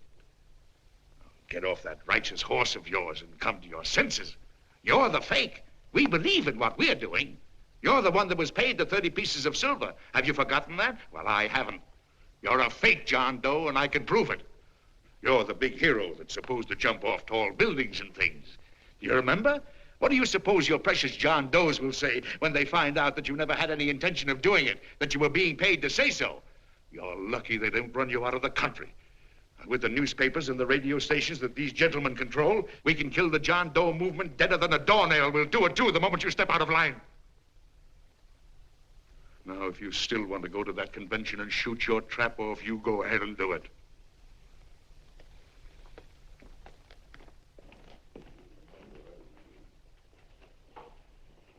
You mean to tell me you try to kill the John Doe movement if you can't use it to get what you want? You bet your bottom dollar we would.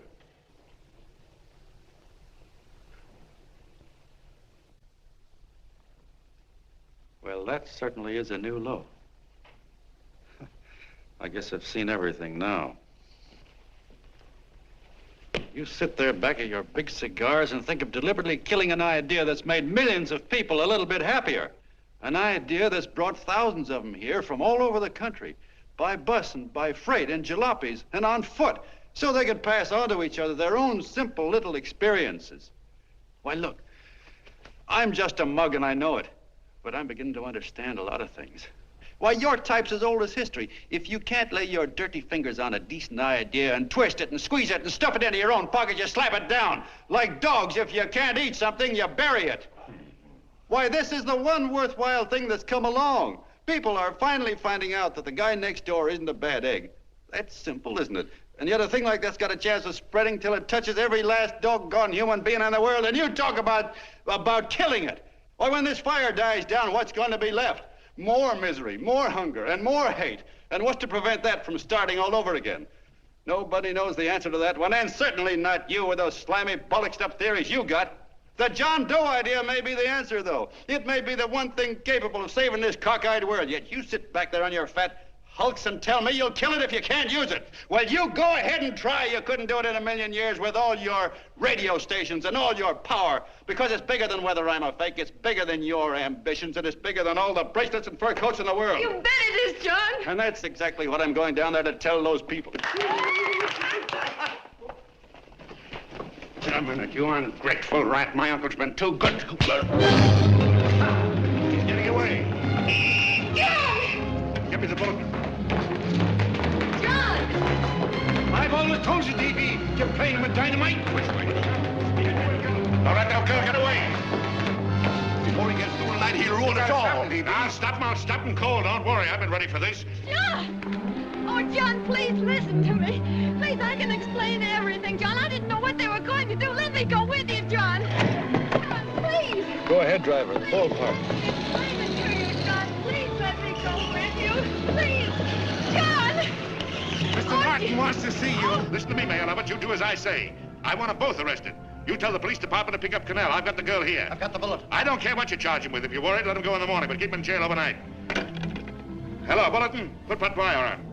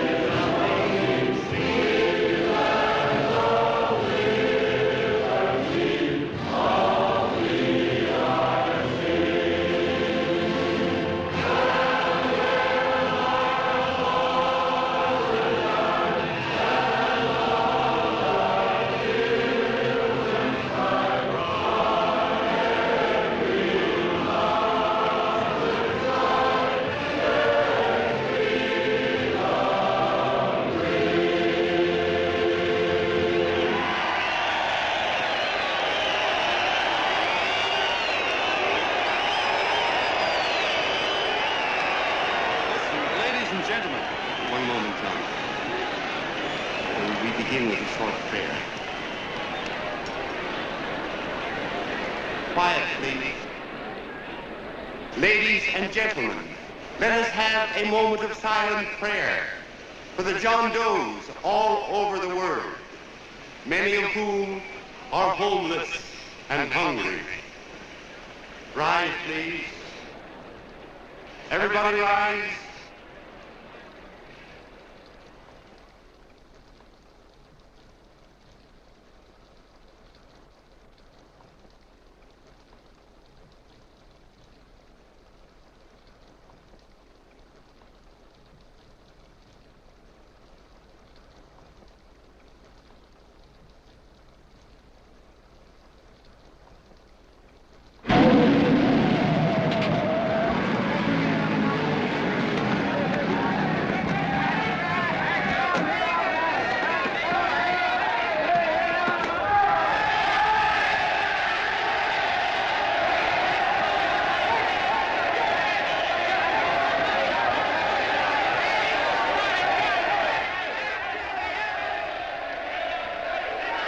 Newsboys.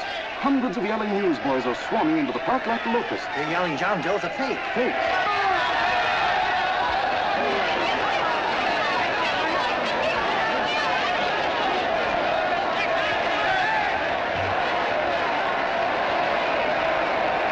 Federal investigation urged by Chamber of Commerce. How could he be a fake? It must be some kind of a gag.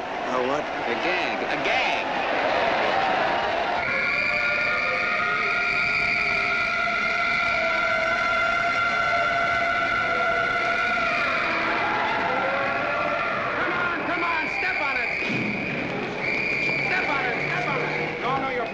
so let's get going. Wait for the paper. Hey, miss, will you autograph my balloon? Sure.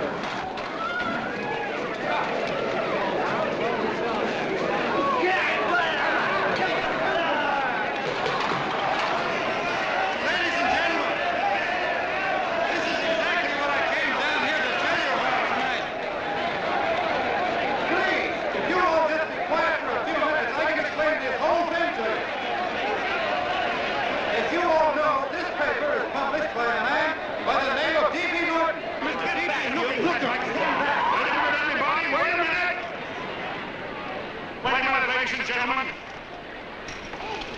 my name is D.B. Norton. You all know me. I accuse this man of being a faker. We've been taken for a lot of suckers, and I'm the biggest of the lot.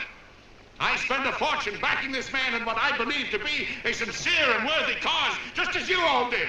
And now I find out it's nothing but a cheap racket cooked up by him and two of my employees for the sole purpose of collecting dues from John Does all over the country. That's a lie. It's not a lie. Nickels and dimes to stuff into their own pockets. You can read all about it in the newspapers there.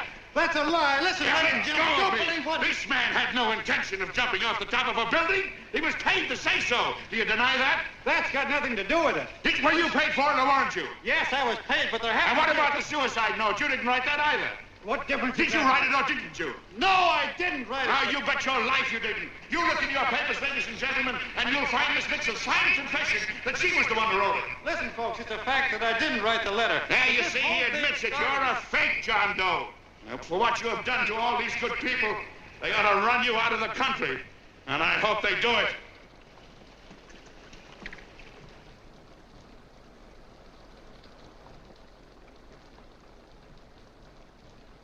Speak up, John. We believe you. Please, listen, folks. Now that he's through shooting over his face, I've got a couple of things to tell you about. Come on, the rest of you get in here and riot. Break this crowd up. Come on. I'm sorry, folks, but we can't hear him anymore. Something's gone wrong with the loudspeakers. John Doe's a fake! Boo! They can't hear me. This thing's not working. Ladies and gentlemen.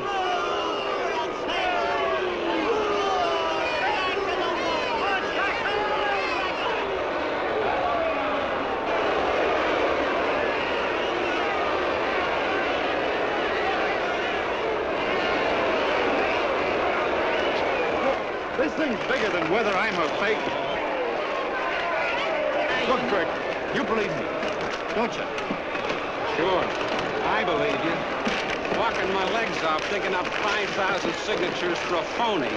Well, there you are, Mr. Doe. 5,000 names asking you not to jump off any roof. It makes no difference, Bert. The idea's still good. We don't have to give up our club. Yeah, well, you can have it. They're starting to throw things. Somebody's going to get hurt. I'm afraid it'll be John Doe. Listen to that mob. I've got to go to him. All right, lady. Can't let you out. Oh, let me go. I want to go to him. Oh, please. Please let me go. They're crucifying him. I can help him. Sorry, sister. We got orders to hold... Orders from who? Can't you see it's a framer? Oh, Mother, they won't let me go. They won't let me go. Listen, folks. You gotta listen to me, everybody. Back to the jungle, you hobo. Trust another racket. Stick to your clubs. We've been fed baloney so long, we're getting used to it.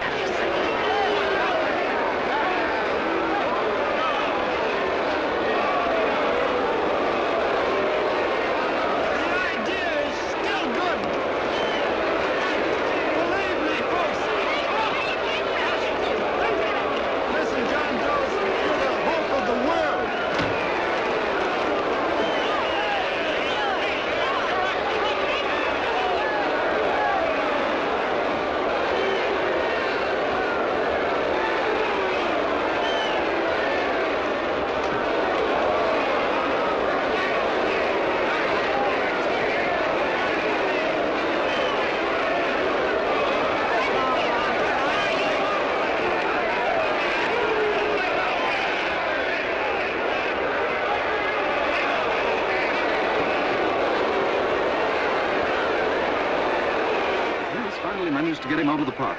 If that boy isn't hurt, it'll be a miracle. Ladies and gentlemen, this certainly looks like the end of the John Doe movement. Well, boys, you can chalk up another one to the Pontius pilots.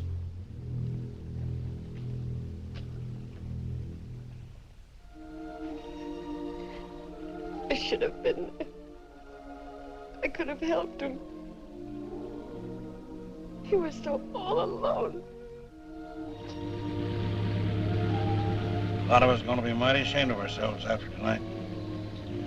We certainly didn't give that man much of a chance.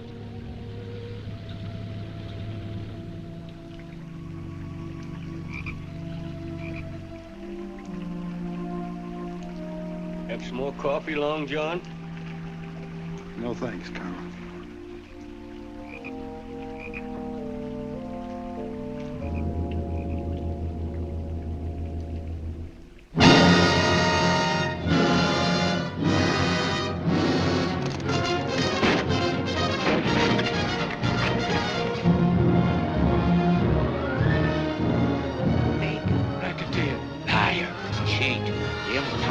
Why don't you jump? Christmas Eve at midnight. Bye, Mr. Doe. You're a wonderful man. And God bless you, my boy. Now get in there and catch. You're a fake John Doe, and I can prove it. You're the big hero who's supposed to jump off tall buildings and things. Do you remember? What do you suppose your precious John Does will say when they find out that you never had any intention of doing it, that you were being paid to say so? Christmas Eve at midnight.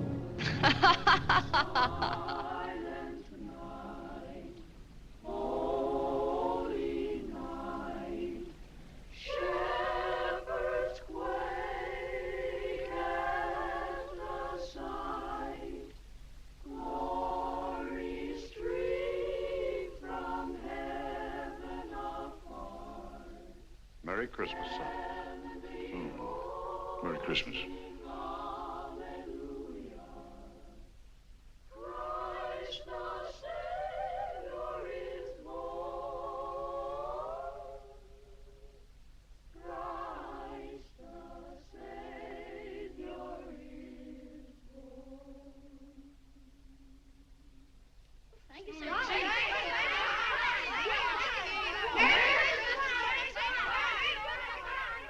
Who? John Doe. Is that screwball still around? Dame's been calling all day. Sure, I know. Yeah, at midnight, huh? Okay, lady. We'll have the place surrounded with nets. They're laughing at me.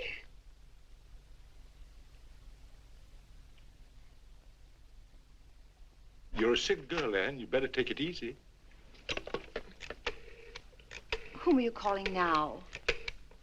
You called that number not 10 minutes ago. Hello, Mr. Canal. Have you seen him yet? Have you... Now listen, Ann, he can't possibly get in without our seeing him. I'm watching the side door and the colonel's out front, so stop worrying. Oh. Thank you.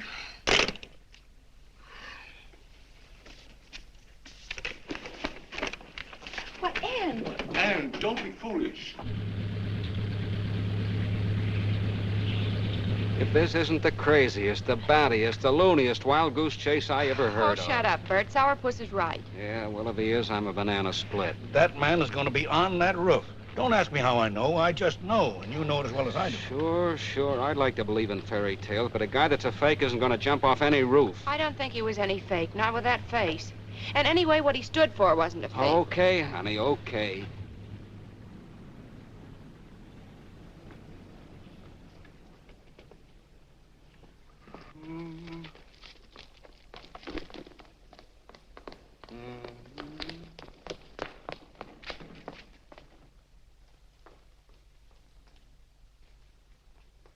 Elevators ain't running. Colonel, You shouldn't have got out of bed, miss. has he been here?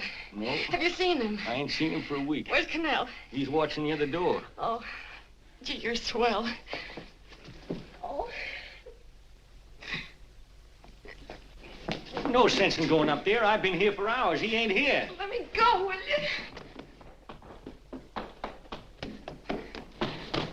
Now that's crazy. It's 14 floors.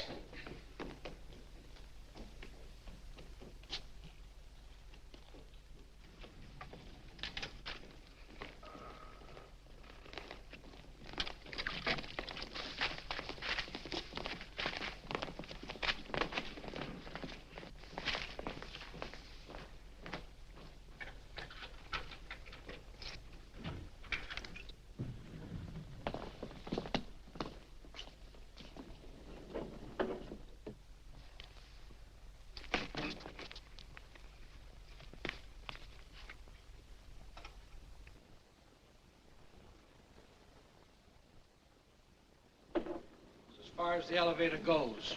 We gotta walk up to the tower.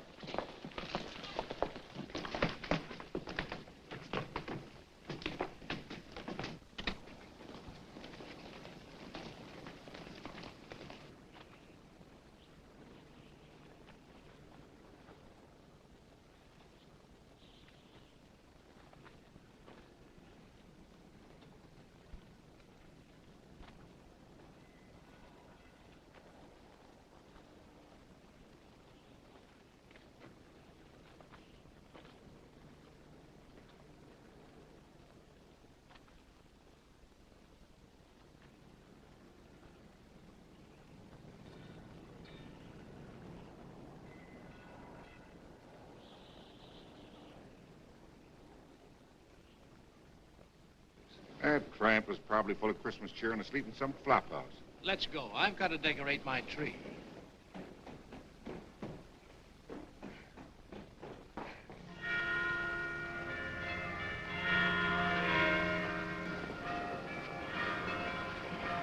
Well, I give up.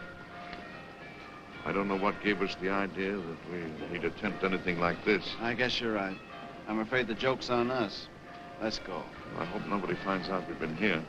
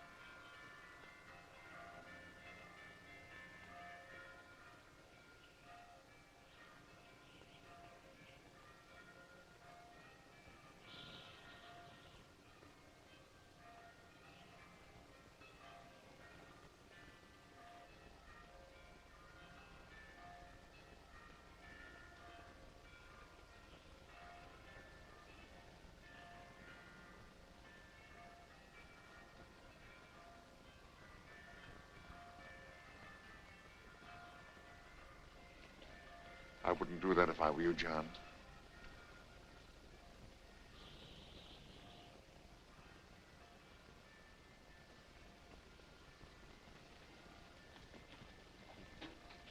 It'll do you no good. Mayor has policemen downstairs with instructions to remove all marks of identification you may have on your person. You'll be buried in Potter's Field, and you will have accomplished nothing.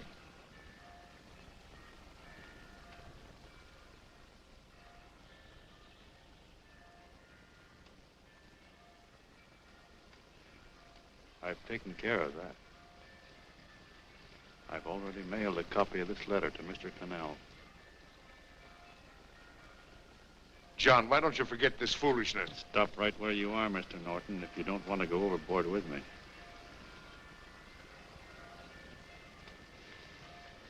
I'm glad you gentlemen are here.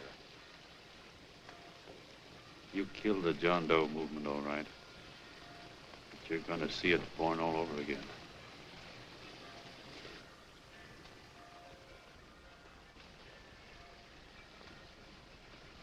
Now, take a good look, Mr. Norton. John! John! Oh, John, no, I won't let you. I love you, darling. Oh, please. Please don't give up. We'll start all over again. Just you and I. It isn't too late. The John Doe movement isn't dead yet. You see, John, it isn't dead or they wouldn't be here. It's alive in them. They kept it alive by being afraid of. That's why they came up here. Oh, darling. Sure, it should have been killed. It was dishonest. But we can start clean now. Just you and I. It'll grow, John, and it'll grow big because it'll be honest this time. Oh, John, if it's worth dying for, it's worth living for. Oh, please, John. Oh. Oh, please, please, God, help me. John, look at me. You want to be honest, don't you? Well, you don't have to die to keep the John Doe idea alive. Someone already died for that once. The first John Doe. And he's kept that idea alive for nearly 2,000 years. It was he who kept it alive in them. And he'll go on keeping it alive forever and always. For every John Doe movement these men kill, a new one will be born. That's why those bells are ringing, John. They're calling to us. Not to give up, but to keep on fighting, to keep on pitching. Oh, don't you see, darling? This is no time to give up. You and I, John, we...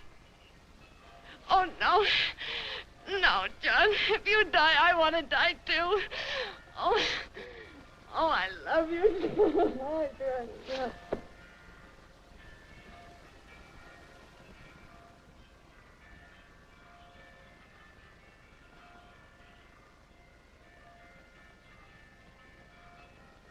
Mr. Doe, you don't have to. We're with you, Mr. Doe. We just lost our heads and acted like a mob. What Bert's trying to say is that we need you, Mr. Doe. There were a lot of us that didn't believe what that man said. We were going to start up our John Doe Club again, whether we saw you or not. Weren't we, Bert? And there were a lot of others that were going to do the same thing. Well, Mr. Sourpuss even got a letter from his cousin in Toledo. I got it right here, Mr. Doe. Only it'd be a lot easier with you. Please. Please come with us, Mr. Doe.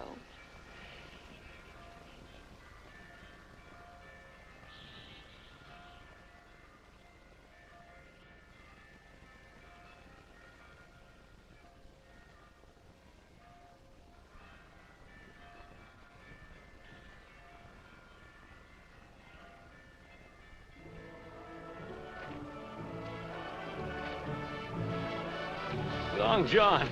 Mr. Doe. Here, we'll help you with it. She'll be all right. Mr. Doe, take her right down to the car. And right up. We got a car right down to where it is. They are, Norton, the people. Try and lick that.